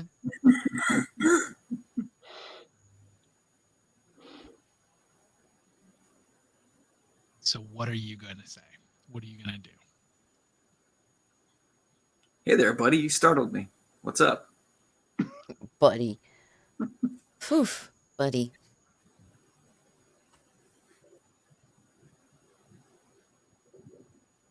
Buddy.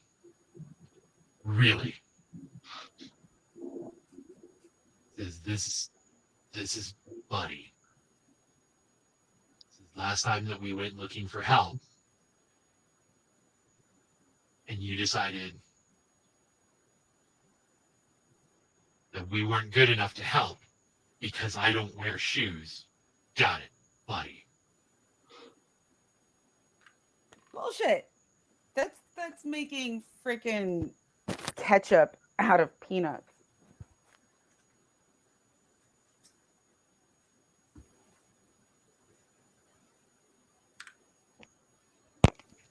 Hell, fucking victim mindset. He says, so now the tables have turned. What do you guys want?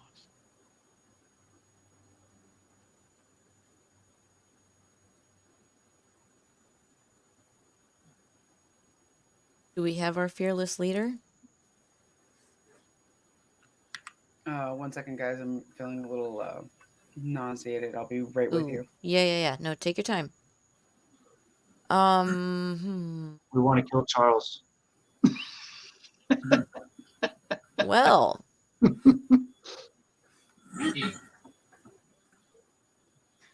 it's one way to open a dialogue. No, I'm not going to say that. I'm Oh, waiting for damn. Michael. Damn. If Michael wasn't here, I might say that. But since Michael's here, I'm just waiting. Yeah, I'm already in the penalty box from last Yep. week, so I'm not saying shit. I'm just gonna stand there with my gun tucked away, not biz, but just stand there. I have dog smell on me. Does that help? Do they like me better? I have a high animal kin. You brought your dog, right? Oh, I didn't know if I brought him since took the charger. Would he have been able to fit in there with us? He sit on my lap. Yeah. All right. So okay, what did he say to us when he approached? I'm so sorry. I was dealing with He blew us off because we told him he couldn't come in the club because Vic said, Vic. Ain't no weed. Oh, Ain't no excuse weed. me. It's all Vic. Yeah. I was correcting. So basically, he was saying, so I can't come and I need help, and we're forgettable because you wouldn't let me in without shoes. And now you're here looking for shit. What the fuck do you want? Was that the general gist of the confrontation thus far? Yep. Yes.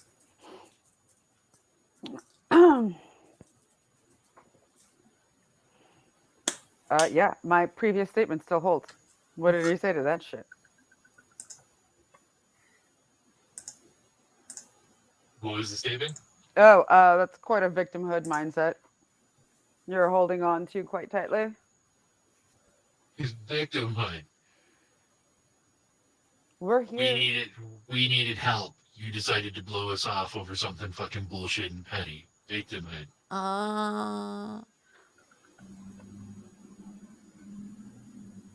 think he has a point.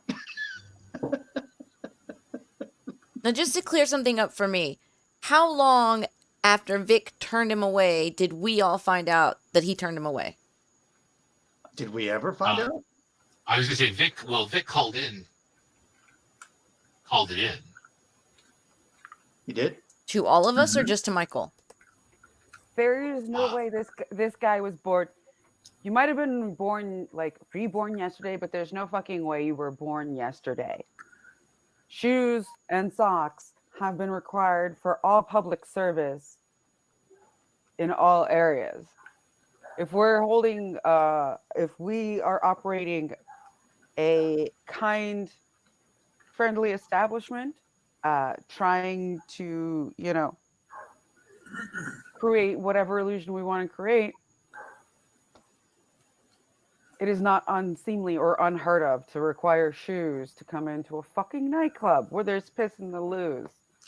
It's still the Masquerade. He points down to his feet. He goes, "No shoes." To himself right now. He has no shoes or socks. I His understand. feet look like hobbit feet. I get that. You are at home. At home, it's not the same way that I am. In fact, he's like, "You're absolutely right. This is my home. Give me your goddamn shoes." I take them off and throw them at him. Mine are probably the only ones that are going to fit here. Likewise. I know. I'm overplaying with Brutus. Am I even part of this? He's like, "I don't know." So What's going on? What did I miss? Oh, he wants our shoes. He's taking a shoe tax. Really? Mm-hmm. Whatever. I mean, he's got all of our shoes. So there you go. So you give me shoes? Yeah. Yeah. Sure. Fuck them. They're Good shoes. thing you didn't get a horse. So he now has like all of your shoes over his shoulders now. Ruby's like, what the fuck? No, I thought we left her with the car. Yeah, Did she's, we? she's Okay, there. she's out the car. He's at the Yeah, car? she's there with you. Yeah, she's with- Okay. New to me. Okay. Yeah, no, she's right there. She has also given her check. So Does this make you feel better now? he goes, "Yes, actually, thank you." He's like, "So now that we're on more even ground, why are you here?"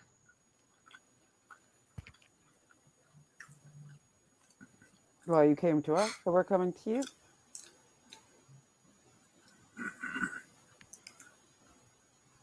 He says, "Well, we've taken care of our problems since." For good or for now? Because I'm tired of operating only on for now. How about you guys? He says, "Well, we have Fairmont forever." And these shipments?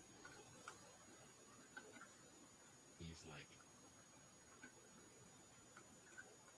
"Gotta have supplies for camp."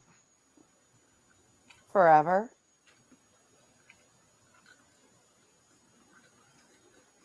He's like, "We've had him so far."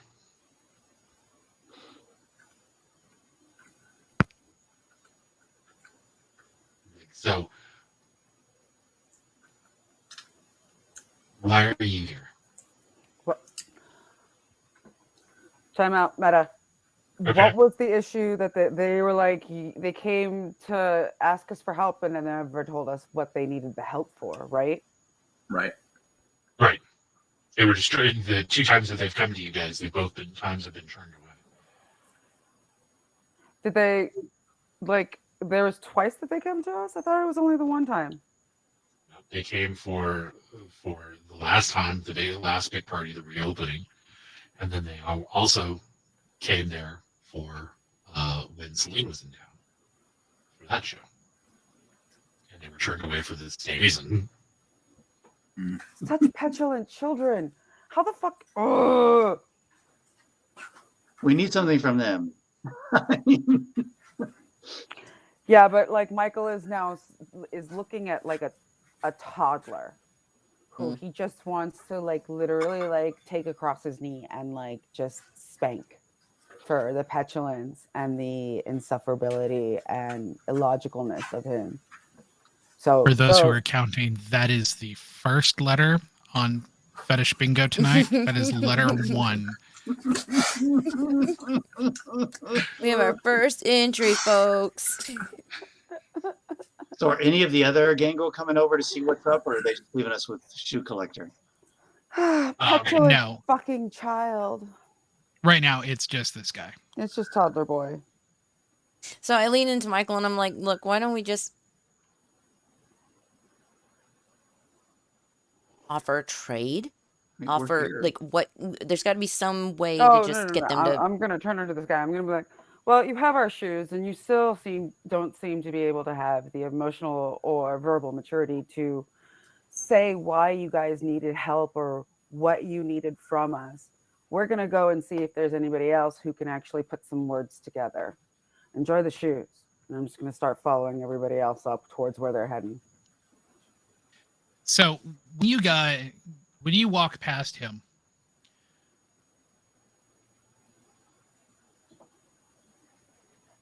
the other people who are carrying packs, one of them is a kind of swarthy looking woman.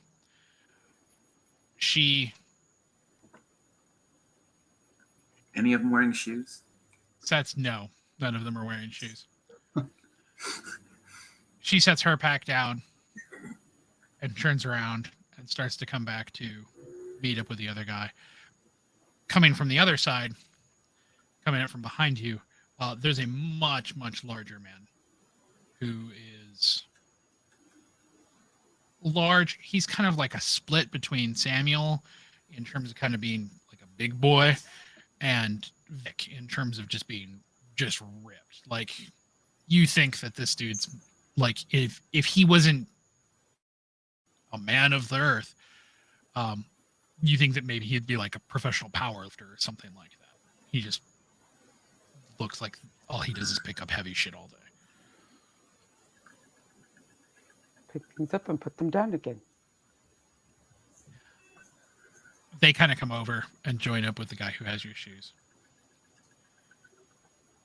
And there's kind of a brief conference amongst them. And then the woman looks at you, Michael, and says, "Why are you here?"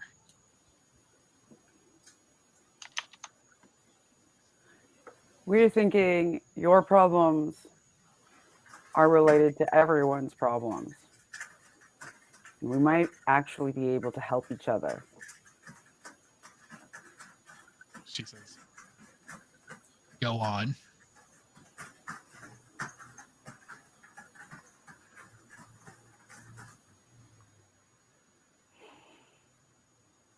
Well, we'd like to know what your problems actually are and go from there. Because no one has told us yet. And we'd like to know.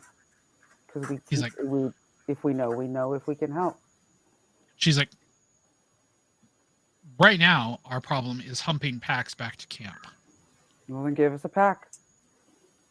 She's like, "No."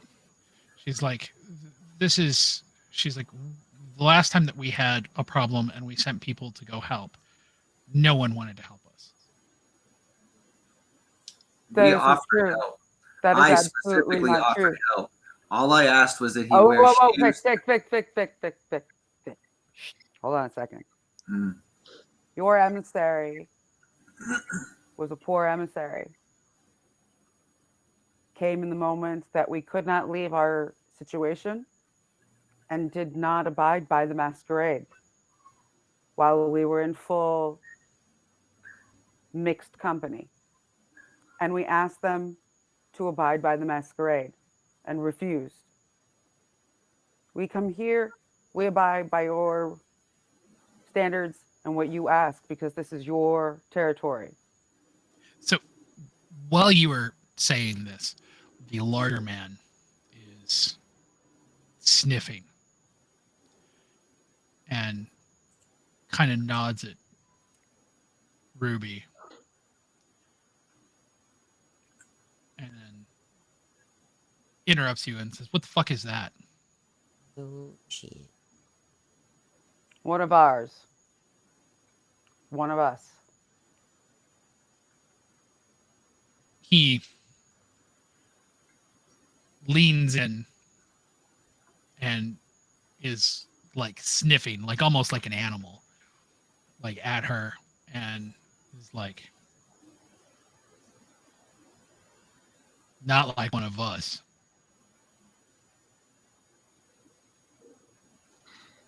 Ruby smells at herself, doing the kind of, That never works. Hold on a second. She doesn't know that. I'm coming. God damn it. Ooh, works for me. Dang. and she kind of looks at you, Alice, like what the fuck? Is What he in happened? any way being threatening, or does she seem to feel threatened, or she's just confused? He's not being overtly threatening, so much as he is being very suspicious. Okay. I stand my ground. I just kind of like look at her. I'm like, just roll with it. We have everything under control. Be chill. She looks him in the eye, which is somewhat difficult because he's quite a bit taller than she is. Yeah, kind of like that, Idaho. And she makes a smelling sound towards him. And she says, "I smell better than you do." It's my girl. I just smirk. He doesn't even know how to respond to that. Like, suspicion goes to confusion. Like, you can see it on his face. He really wants to come up with like Something. some sort of comeback, some sort of snappy, witty retort. He's got nothing.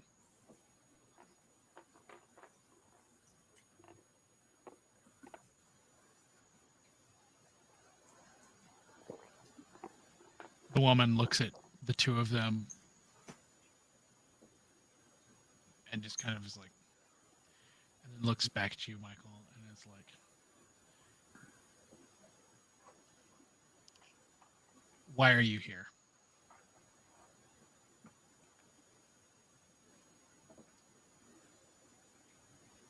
Remember, anti-cam. Yeah. I thank you. Appreciate that. Thank you. Just tell him we're here to kill Charles. Thank you. It worked last session. Mansplaining. I totally appreciate it. Tell him we're here to kill Charles. It worked last session. You did?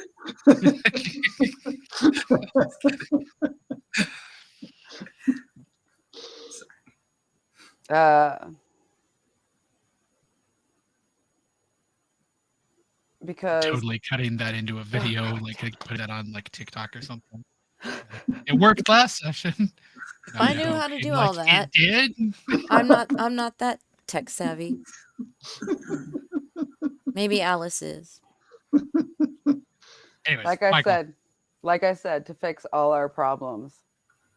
And I feel like until that tower falls, our problems will continue to be our problems. She kind of shrugs and she says, "Well, They're not our problem. You think? She goes, oh, I know. They don't come here.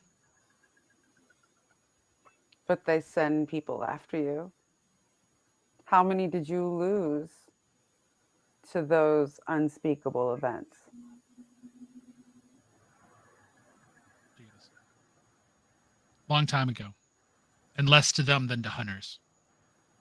And less than to the hunters than to the wolves. Wait. I'm talking about like The SI. what? Yeah, the SI. We had a lot. There was a lot of gangrel there, right? Well, there's the gangrel who ran it. You don't shit. recall seeing more than that. Although you also weren't spending a lot of time running around the checking. We was so you kind of don't in a know. hurry. Yeah, we were checking vampire IDs as we were leaving. And she's like, it's not their problem. Oh, I see. So they're just holding on to the leash. That gets a growl. Mm. I It's think no you hit a fun. nerve.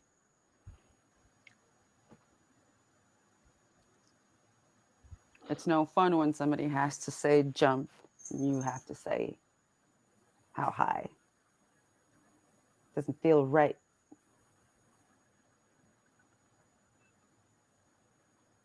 The guy holding all of your shoes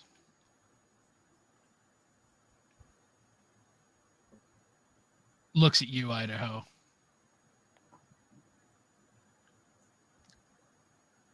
And says, you're the only one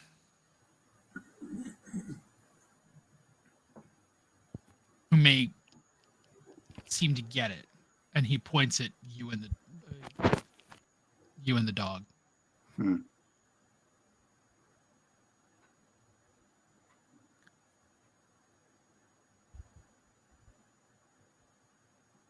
He says, you know what that relationship is supposed to be like. Yeah, it's mutually beneficial.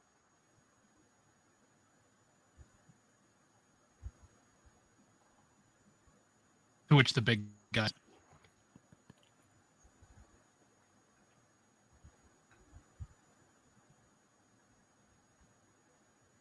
fuck, I can't think of anything. You win.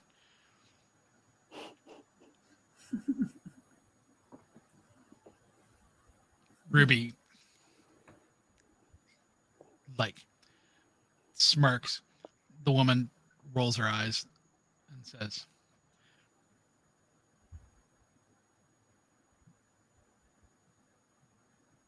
she says, you have little problems. That's She relative, says, isn't it?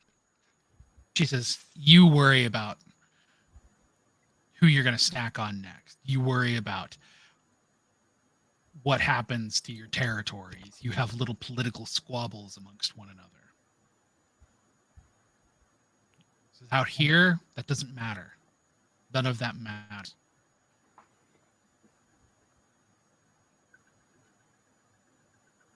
She points to the woods and she goes, what's in there? That matters. Because if it falls apart, your problems cease to exist. Because you cease to exist.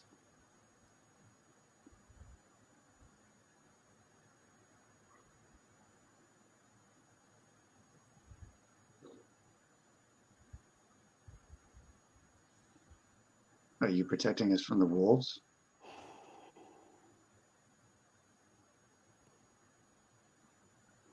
The guy with the shoes says, protecting, that's a lot of weight on that word.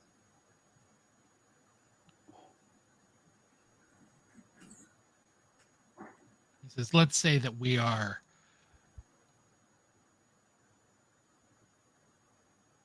properly representing.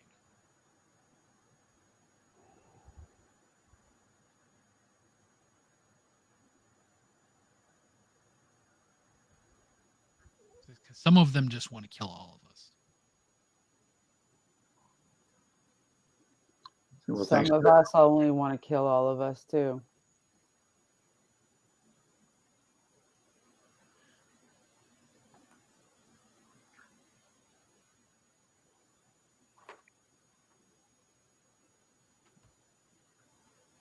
All of you need to make a wits and awareness roll. A what? Wits and awareness. Somebody do that math for me.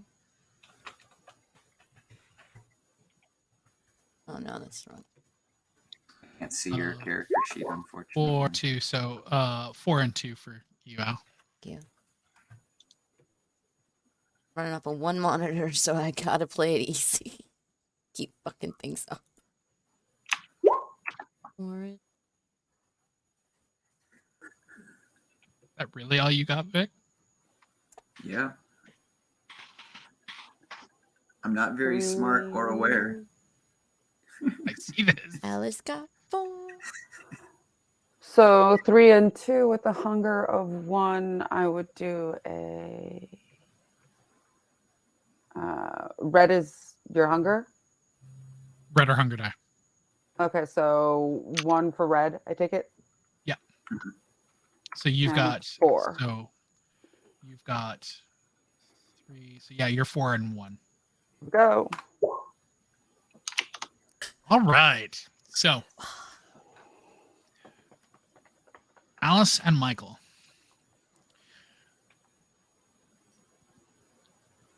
You notice someone who is in the tree line.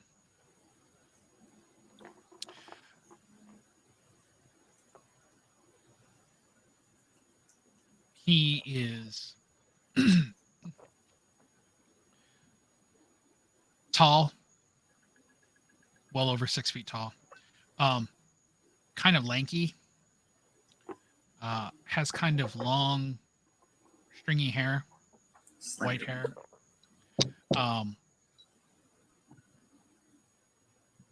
No beard. He looks, frankly,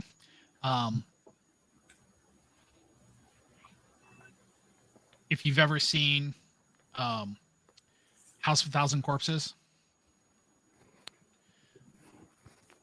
not Captain Spaulding, not Rob Zombie's wife, the guy, the primary Oh, the little guy. sketchy guy. Yeah, Main dude. yeah. They're all scary men though. Looks kind of like that, except instead of just being kind of lanky and kind of like thin and like this dude is like, it's all, there's like no body fat on him. Walking stick.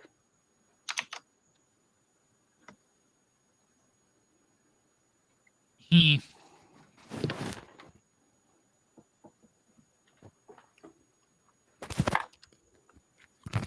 steps out of the tree line and looks at the 3.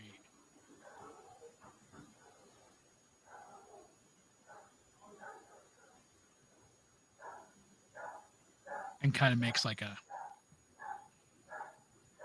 motion. You mute, please.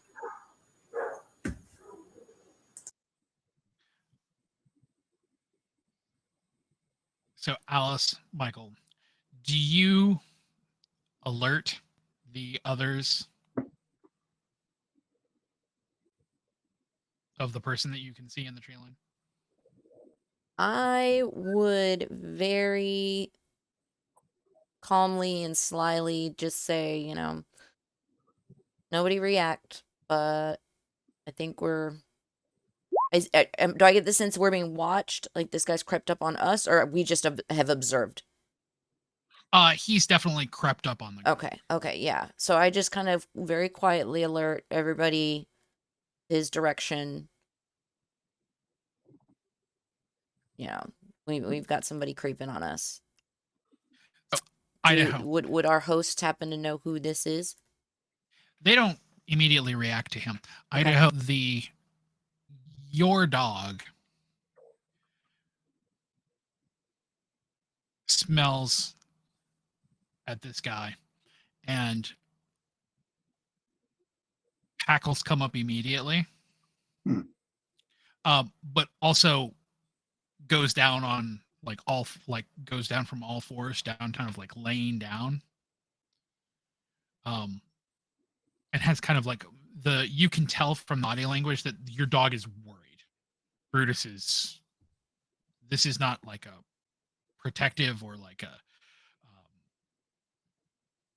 he's trying to like hunt or go after this guy. This is like a worried or frightened stance. All right. Well, I'll try to console him and talk to him. And I guess, can I see? And I mean, obviously pointed it out. Now that they've pointed out and Brutus has pointed out, you can now see this guy, and when you smell him, this is very much that musky smell. This is very, very much that earthen musky. Got it.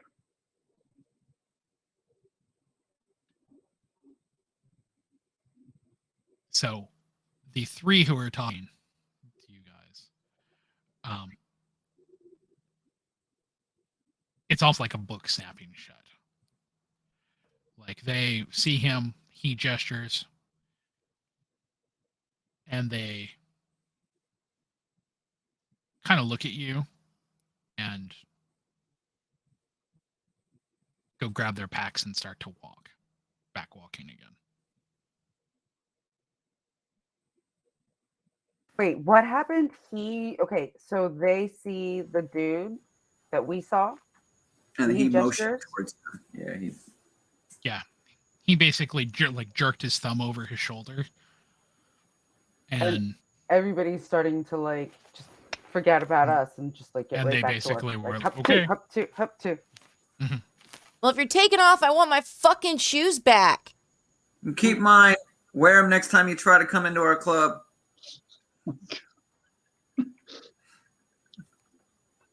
They don't respond to either side of that. Bitches. Where are the shoes?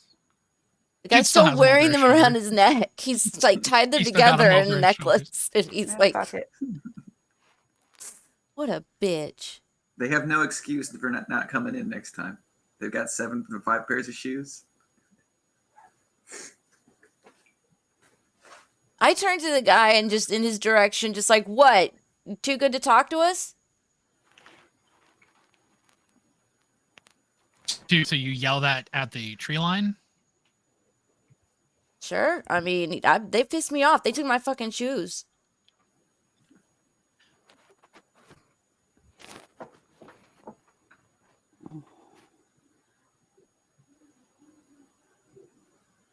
So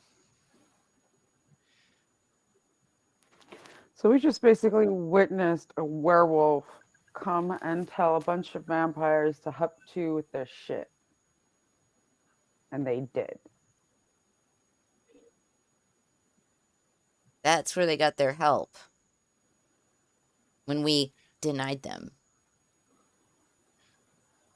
I don't think that's what they got to help, but I think something's going on. So Al, Getting in trouble.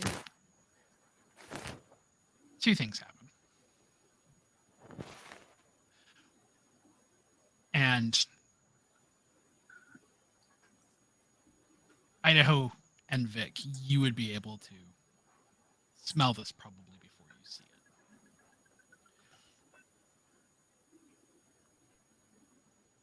The wiry dude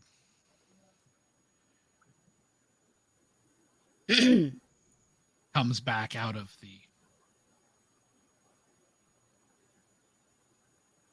tree line. He is, I won't say furry. He is very hairy. Like a Greek man. Yes. But it's all white. Yes, like an elder Greek man. It's just an inch of blur above the shoulders and generally around the whole body.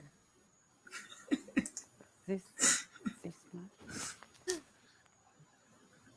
That would be the second letter on Fetish Bingo. That is the second letter.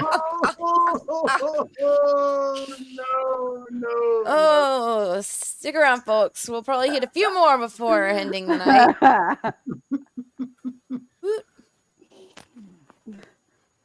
The second thing that you see, or I should say things 2 and 3, are wolves.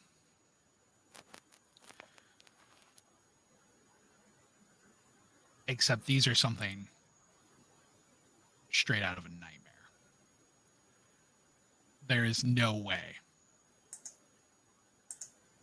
Alice, that what you were seeing is real. Wolves don't get that big.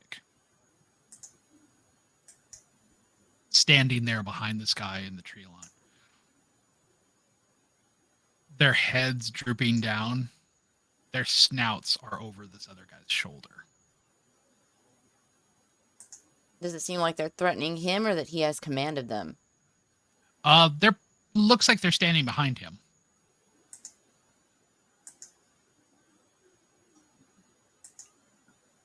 Now, Idaho and Vic, the musky smell is just overwhelming. It is just awful.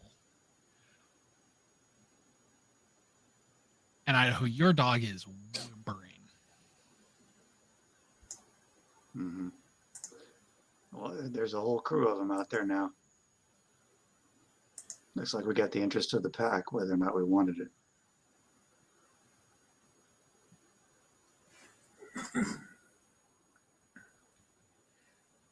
Ruby says, looks like the assholes with our shoes didn't leave fire. And looking down, you guys can see them a little way down the path, but they are all looking back. They're what? They're looking back at you guys, like looking back between. Can we tell their expression? And, concern, worry. Yeah. So.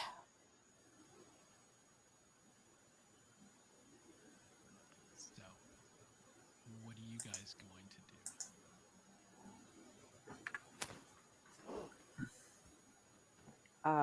I just go ahead and say greetings.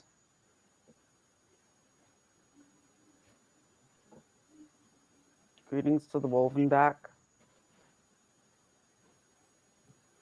So, Michael, you're going to greet them. Yeah, I'm gonna go ahead and address them. Like, talk to them like they're not being irrational. So, hold on. Are you talking to the wolves or the gangrel? The gangrel are all running, looking back at us with concern. They're not running. They're standing there watching. They're standing there watching. I thought they were like huffing out of there. They went to get popcorn. Not a good sign. And they're just basically watching us being confronted by the wolves. Mm-hmm. Yeah, I'm just gonna be like, gonna acknowledge the wolves and say greetings to them. Okay, Idaho, what are you gonna do? I guess stand there with the rest of the group. Okay, Vic. I'm gonna stand my ground with the rest of the group too. Alice. Oh, I slip my hand into my pocket and get my breast snooks on real sly. Just in case. I'm a paranoid fuck. Prepared. Prepared for anything. Ruby, very, very loudly, says, "What the fuck?"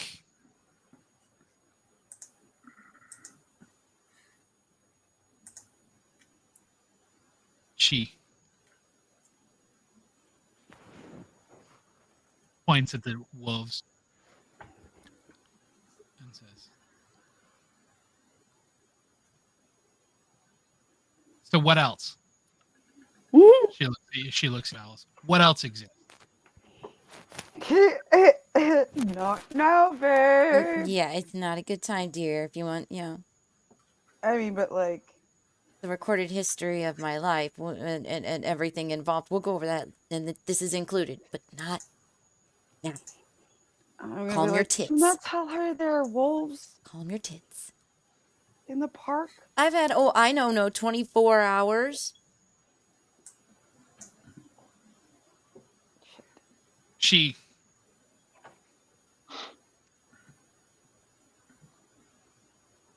looks at them and kind of in a huff, she goes, "I want everybody to know that I think this is bullshit." Duly noted. Now, will you chill the fuck out? I say you picked a fun night to come out and to join up, huh? You wanted to be involved. Learn some manners. A look that I share among I share at my entirety of the coterie to see what happens. Your mic is being blocked, babe. As I share that glare to the entirety of the coterie, trying to see what happens. So settle down, kids.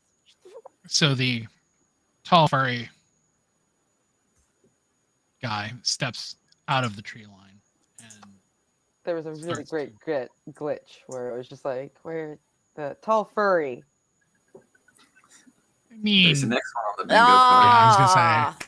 Third one on the finish board. Tall furry, guys. Who's looking for a tall boy. furry? Furries are on the board. Check. I had the pleasure of finding out about the Omegaverse. He walks out of the tree line.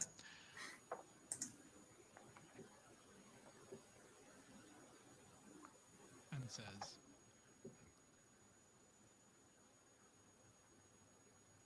"My friends have been perhaps less than, shall we say,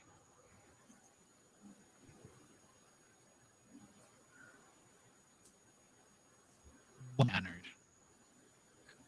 What? Well-mannered. Yeah, there was a glitch there, so I didn't hear it.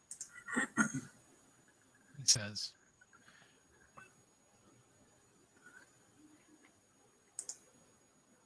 "So let me be more forthcoming.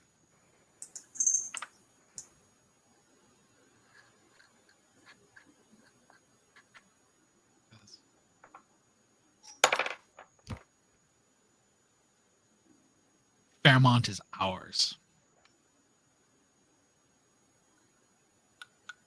And your kind are not welcome. So why are you here?"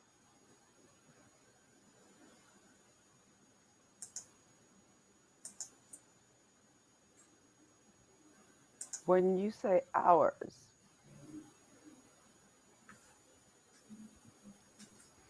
it seems like this is my kind.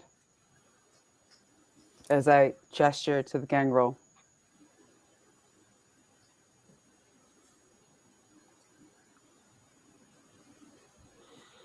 Enticing him to clarify. He shakes his head and he goes, "No.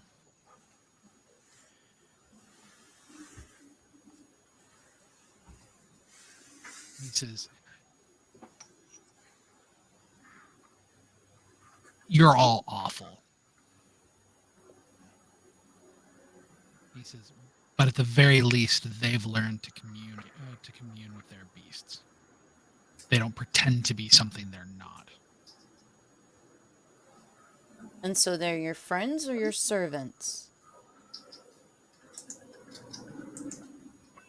He looks at you and he says, "A long time ago,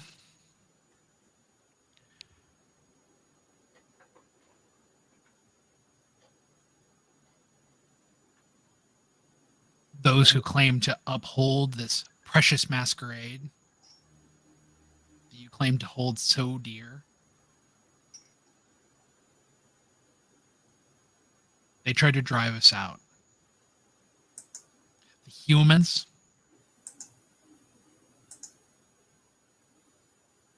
came with their fire, their little guns, and they tried to drive us out.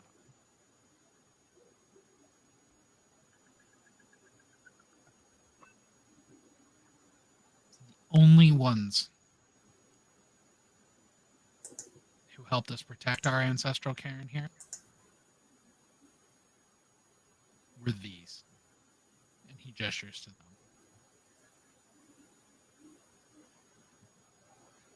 They were the ones who procured a truce. They were the ones who taught the rest of you what happens when you come in Fairmont.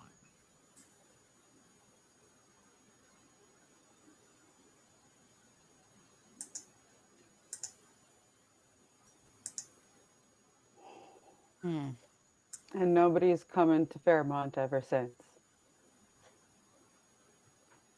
He says, we can't keep the humans out. There's too many of them. He says, but we keep away from them. He says, but he says, you we've kept out. So I need to know why, after all of this time,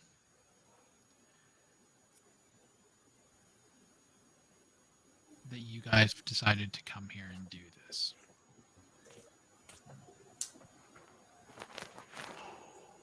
Because this ends a very, very long time period of us being left alone.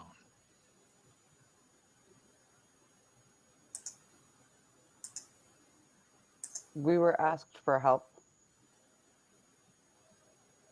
We've come.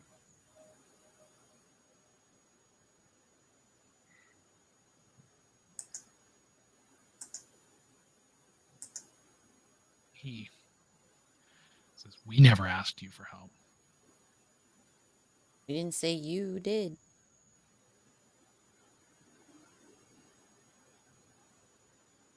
The guy with all of his shoes kind of meekly slides up.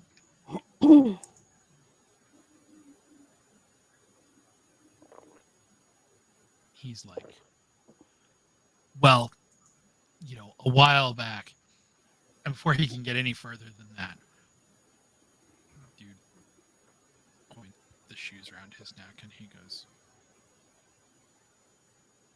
the fuck is that?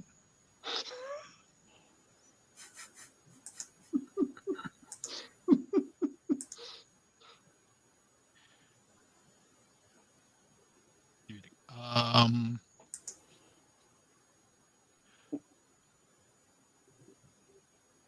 the wolf says, stop being a petty child.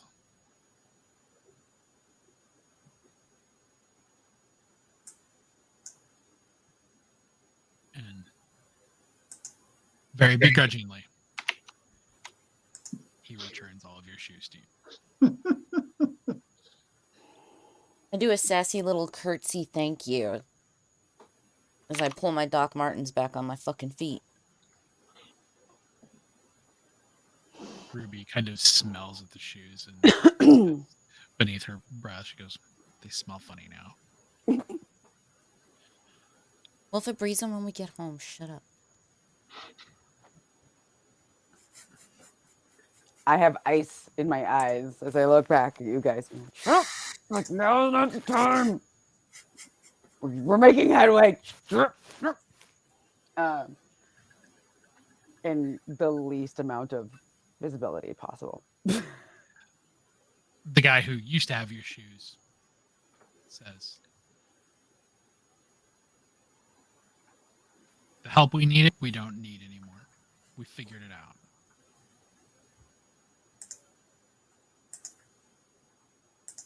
I'm sorry our ambulatory services were so limited and backlogged.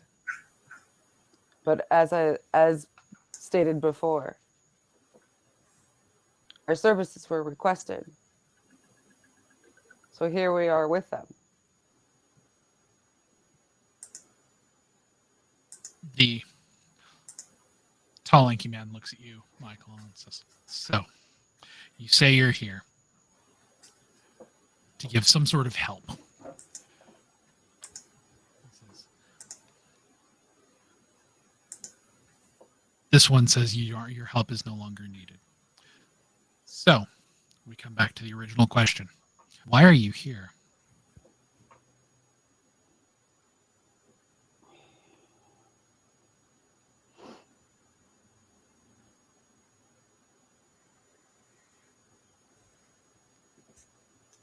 I mean, like all good deeds and helping you, we were hoping that maybe we could help ourselves.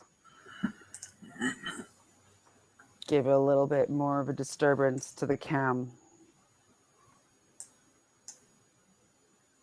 He says, "Go Hold on." them accountable for some shit that they have done and are trying to do.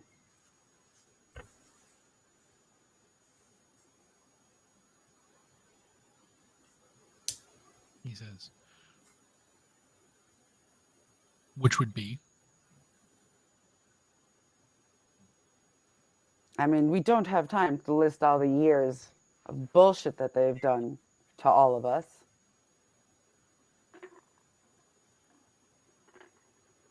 But I don't like their vision for the future. I like us just as we are, here, poking at them. Maybe we don't have anything to poke anymore.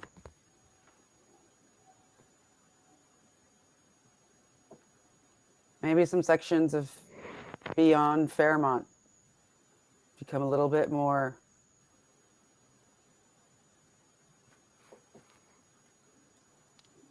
amenable. He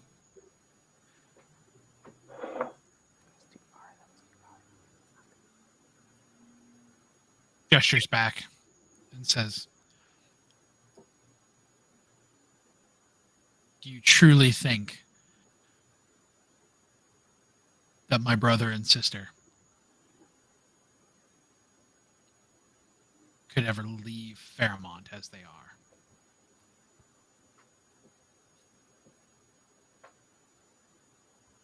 Nothing has to come into Fairmont and after them anymore. He says, "Which is as it is now."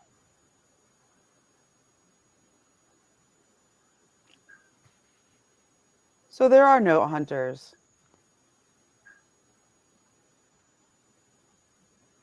There are no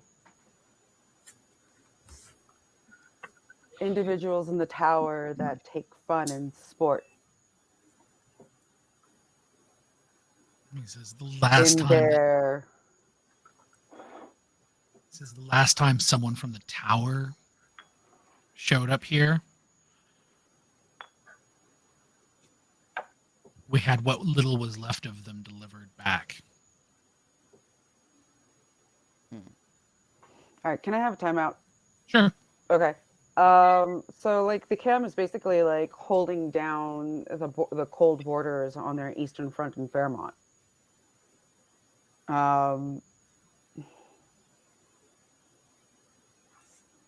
So something to, and this has been mentioned before, though the map is drawn in such a way as to divide up the different districts, Fairmont is unequivocally like whether or not it's listed as part of whatever it is, all of Fairmont territory. is theirs, period, full stop. Yeah. Got it.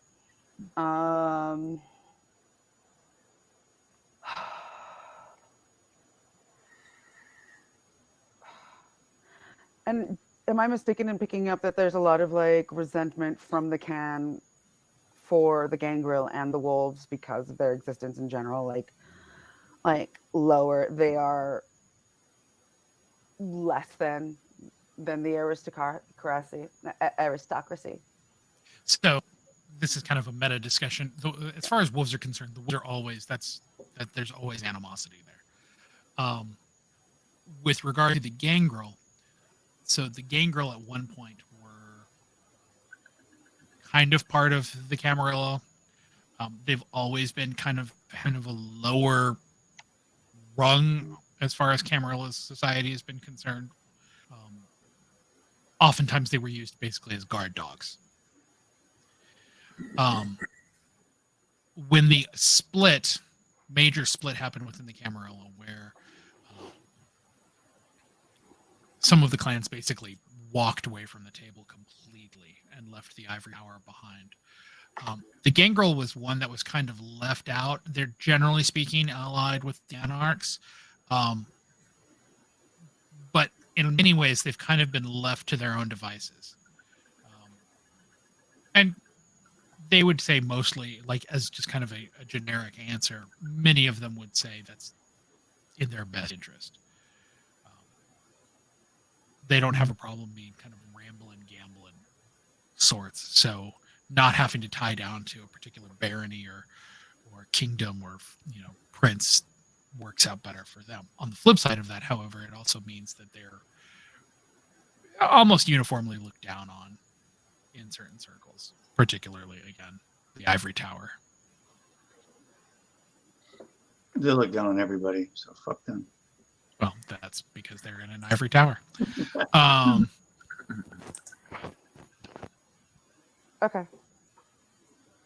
Thank you. That's exactly what I would have known if I could remember as my character does. But yeah. Ready to go back in. Ready? So He's like, Fairmont's ours. And I'll be like, yeah, but how long? For how much longer? I know you feel them encroaching. I know you feel the moves being made.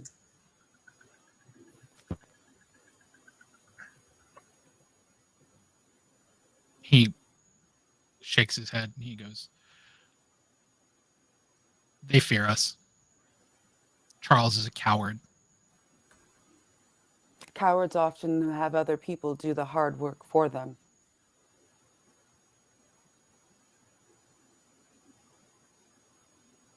Said,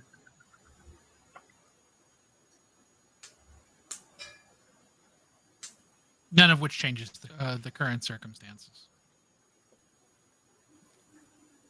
So again, we come back to the question. What do you want? Hurt the cam. Says, so how do you plan on doing such a thing? They won't come in here, but they're immovable. They're everywhere. Their taint is in everything. Bingo! No. I bit my tongue. She got me.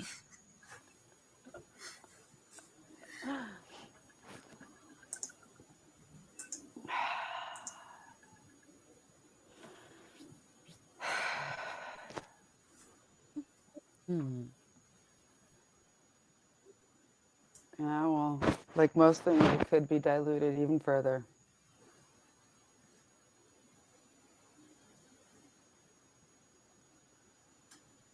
The camo isn't always here. Doesn't always have to be. It doesn't always have to stay the same.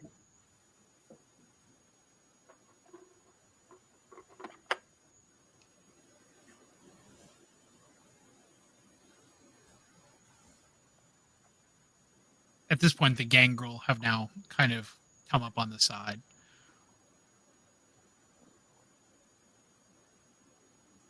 And they're like,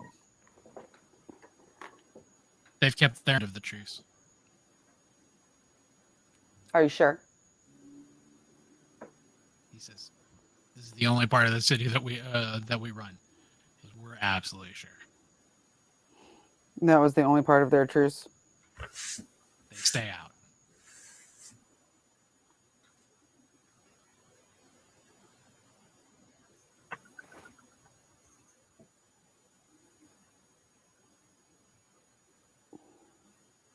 So why are you here?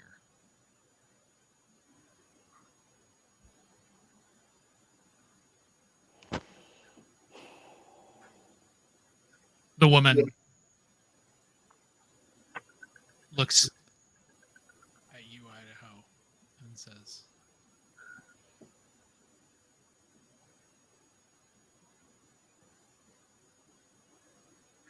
why would you risk your lives for this? For this, what's this? For us being there. She says, it didn't mean it wasn't enough to help us when we needed help. She says, Kindred Society, it's all about favors. I still object. She says, you wouldn't come out here unless there was something that you needed or wanted.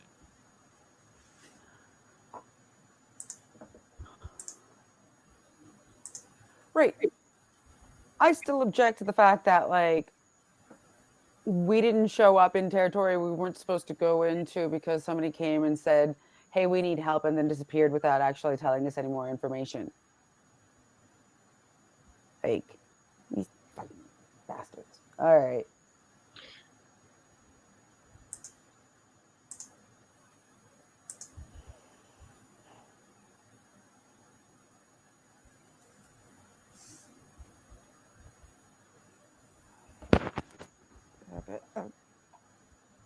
Fuck.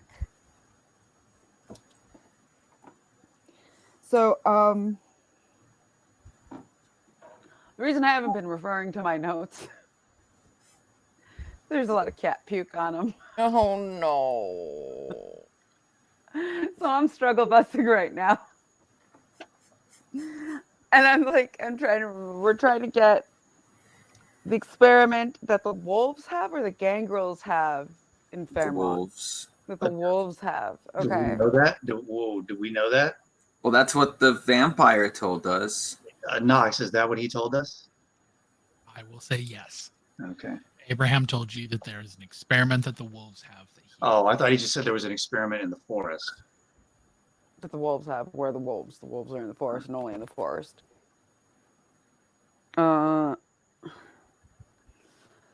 We need him to get the proof that Charles sicked everybody on us.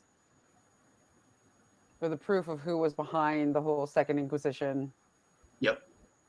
And the whole, like, torturing a whole bunch of anarchs. And Sabat. Mm-hmm. And wild cards.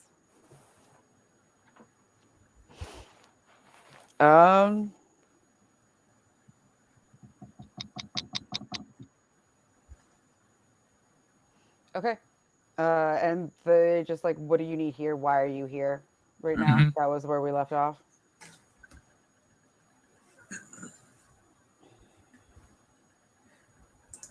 It has been nothing but chaos. We're here to get even. Too many kindred were hurt, us included. That shit shall not stand. Somebody tried to make big moves and sold a whole bunch of kindred out. I am going to be justice. So when you say that, the gangrel are kind of raising their eyebrows. They're definitely more interested. But the wolf in front of you is like, that sounds like a you problem. Why is this? And why are you here? Well, there was a wolf in the cage with us now, wasn't there? So it isn't just a us problem. He folds his arms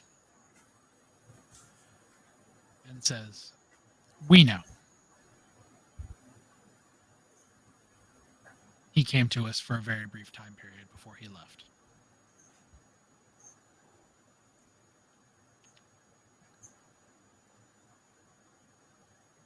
And that wasn't may- a front to you that they put one of you in a cage and used you as an experiment. They may stay out of your park, but they've basically caged you there.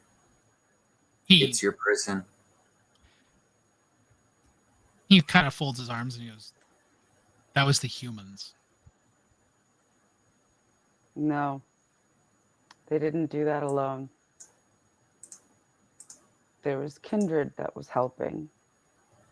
And that's who we're looking for. The wolf one that would sell out his own. says, "Then why are you here? None of this makes any sense." I'm so tired. I'm sorry, guys.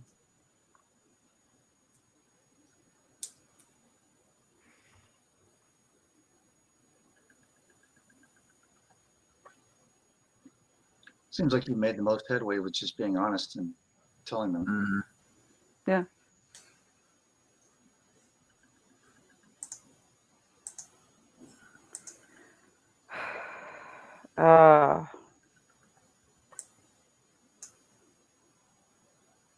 In search of a key that might clear an obstacle. He kind of cocks an eyebrow and he goes, "A key?"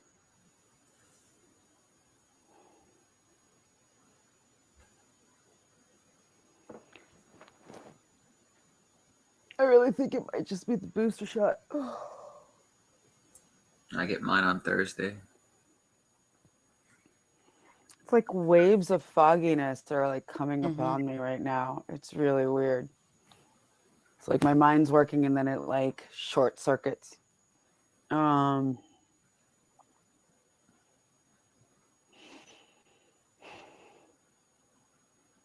So just Sure. think out of character for a minute. Meta. mhm.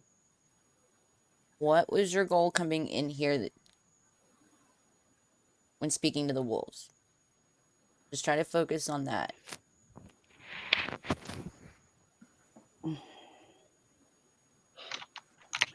I didn't think we were going to end up speaking to the wolves. We were Okay. just going to talk to the Okay, gang so girl. this is at the seat of your pants. Okay, I got you. I got you. Flying at the seat of my pants. I thought. So we then, what were, was the like, original goal? Had the the wolves original not shown up? goal was like to go ahead To and talk get to the gang information. girl and like get information. Be like, what did you need help with? Let us help you. So like maybe like And the whole see if grand you can help us. miscommunication, they're just out, and now we've hit this new. Okay. Yeah. Find out about this experiment and if we can get any sort of access to it.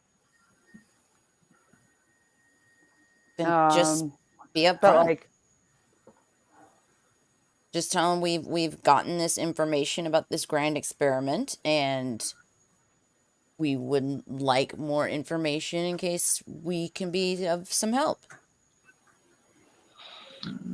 no, No, it's too not vague. that It wouldn't be like. So here's like I figure that the wolves doing an experiment in the middle of like Fairmount Park isn't necessarily something that they want everybody to know, considering that they like took down a drone. Then use that. Then we just gonna against have to them. like. You said they don't want anybody else to know. We don't know that. That's a huge jump to think Yeah, that these are because they took huge out the- jumps. No, Okay. and you can't assume that. Okay, if any There's no drone- applicable leverage here. You know what I mean? We don't have enough points to like. Then we leave have our any, business like, card and we go home. and that's Then basically it. That's we where say I this think we're is what going we to be. want, I think then that's we the best afford it. thing. Yeah. Leave details, what what information we might be interested in. And we cut and run.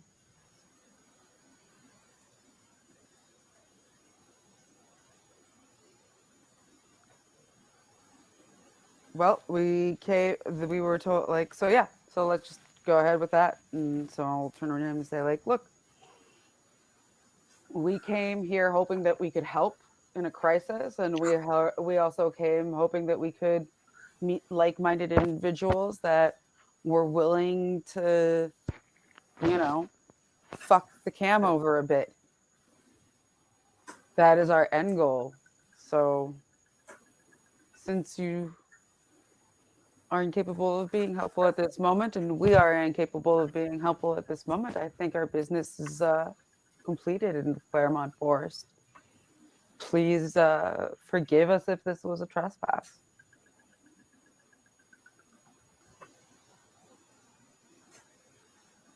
What he said.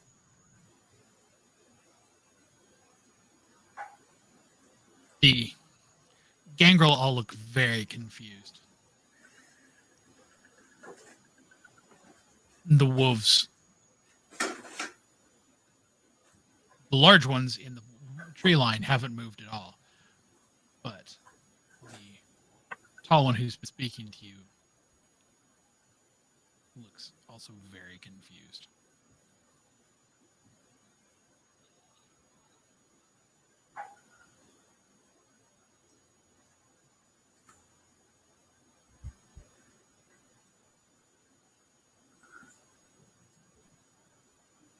Ruby kind of pipes up and is like, this feels like a major letdown.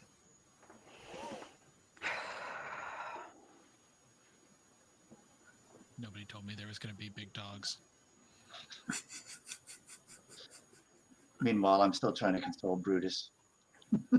Yeah, Brutus is like has had his eyes on the two big dogs like the entire time, and it's like, yeah, no, I'm fucked. And I turn to Ruby, and I'm like, yeah, I am right there with you, kid. I had such grand hopes about coming into the forest and being impressed. But apparently, and sadly, what's the term?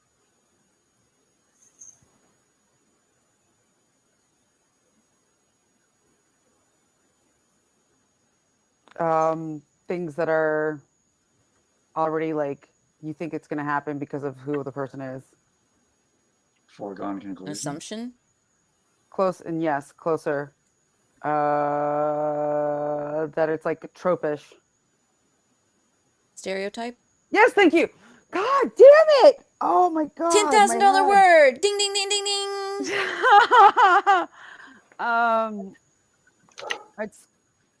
It's very disappointing how true some things like stereotypes seem to be, while hopes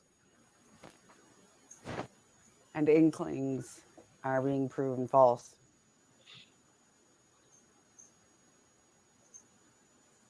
Too many big words. All right, sorry. Yeah, kids, sorry. This is really let down. I was hoping that like all the bullshit stereotypes were completely untrue and there would be something worth connecting with here.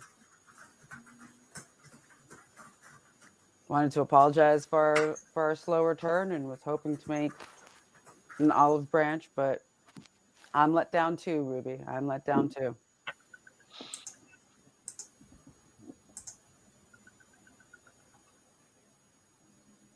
At this point,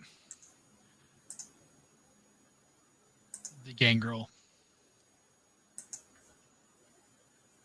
kind of look at one another and are like, alright. And pick up their packs and start to move on. I thought we were going to run into some mean-ass son of bitches, smarter than everybody else, that was really going to be able to fuck with some power. I'm going to start heading toward the car. Yeah. I'm going to be like saying this to like Ruby, making it like kind of like... I'm like, have a nice soliloquy. hike! Just soliloquying, like kind of like taking jabs at like... I don't think they deserve that. No, it's to the wolves and them. I'm lamenting. I don't think they deserve that. We came in here, we wanted something. We could have just told them what we wanted and see if there was a price we could afford. Instead, we danced around it. And I mean, we're coming up to their home with our hand out. I don't think there's anything we can hold out on them.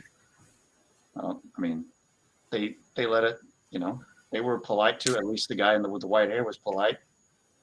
We never So told them what we how wanted. would you recommend it to play in Idaho? I would have just told them what we were after and see if there was a price tag on it we could afford. The secret experiment that they Yeah. have going on. Yeah. If we weren't going to tell them, then we should have just snuck in here and not even tried to be diplomatic in the first place. Well, it was kind of accidental diplomacy. Right, I but mean, now that we're here and they know we're here, like there's no Right. sneaking in at this point. No, we deliberately came here to meet them and talk to them. That's why we got the info from the wall, and we knew they were movie supplies. we came in to meet and The talk with the gangrel, gangrel. not We the were not wolves. expecting to like be encountering wolves and figuring out a brand new power dynamic that we weren't aware of before. Since the gangrel all of a sudden seemed to be taking it like orders and cues from the wolves, which was not within our knowledge base. Okay.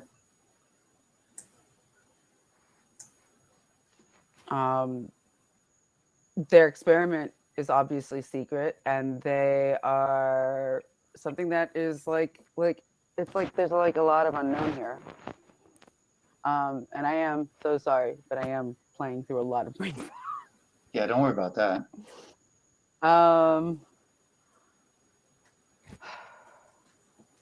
So yeah, sorry if I misplayed this. So,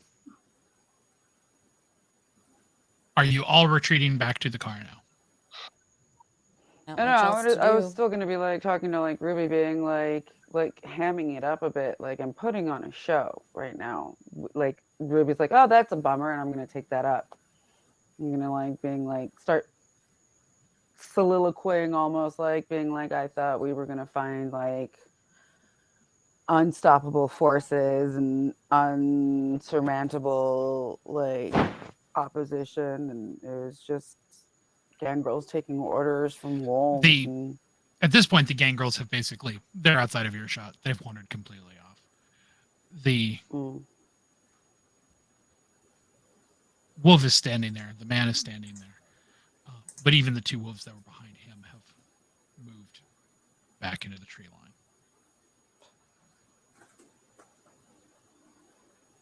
Shit.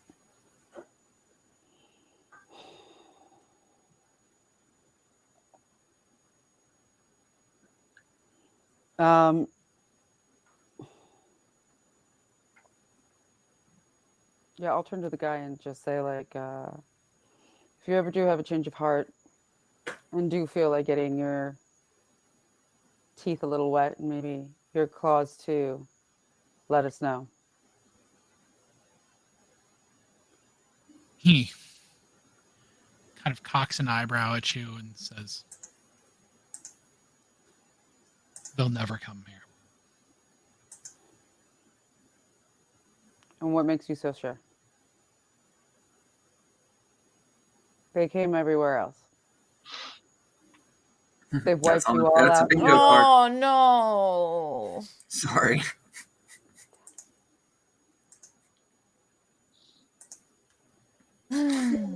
They've gone everywhere else. Jesus, God damn it. I can't say anything anymore. They've done it in New York. What do you think is going to stop them here? What makes you, Philly Wolves, so much more special?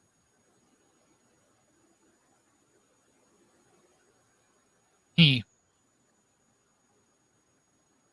looks at you, and you very much get the feeling that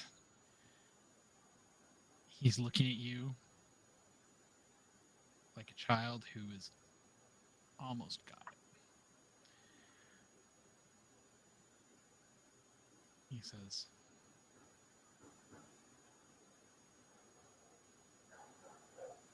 you'll figure it out.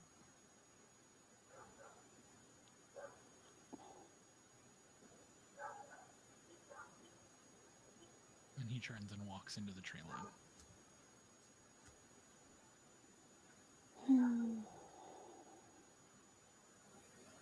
Time to head home, boss?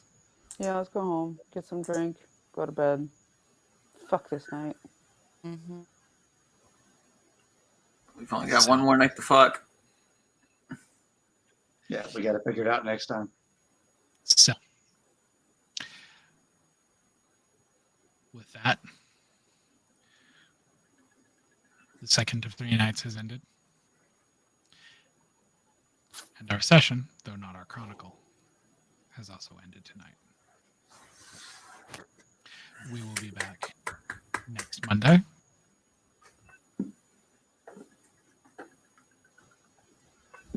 And XP has been awarded.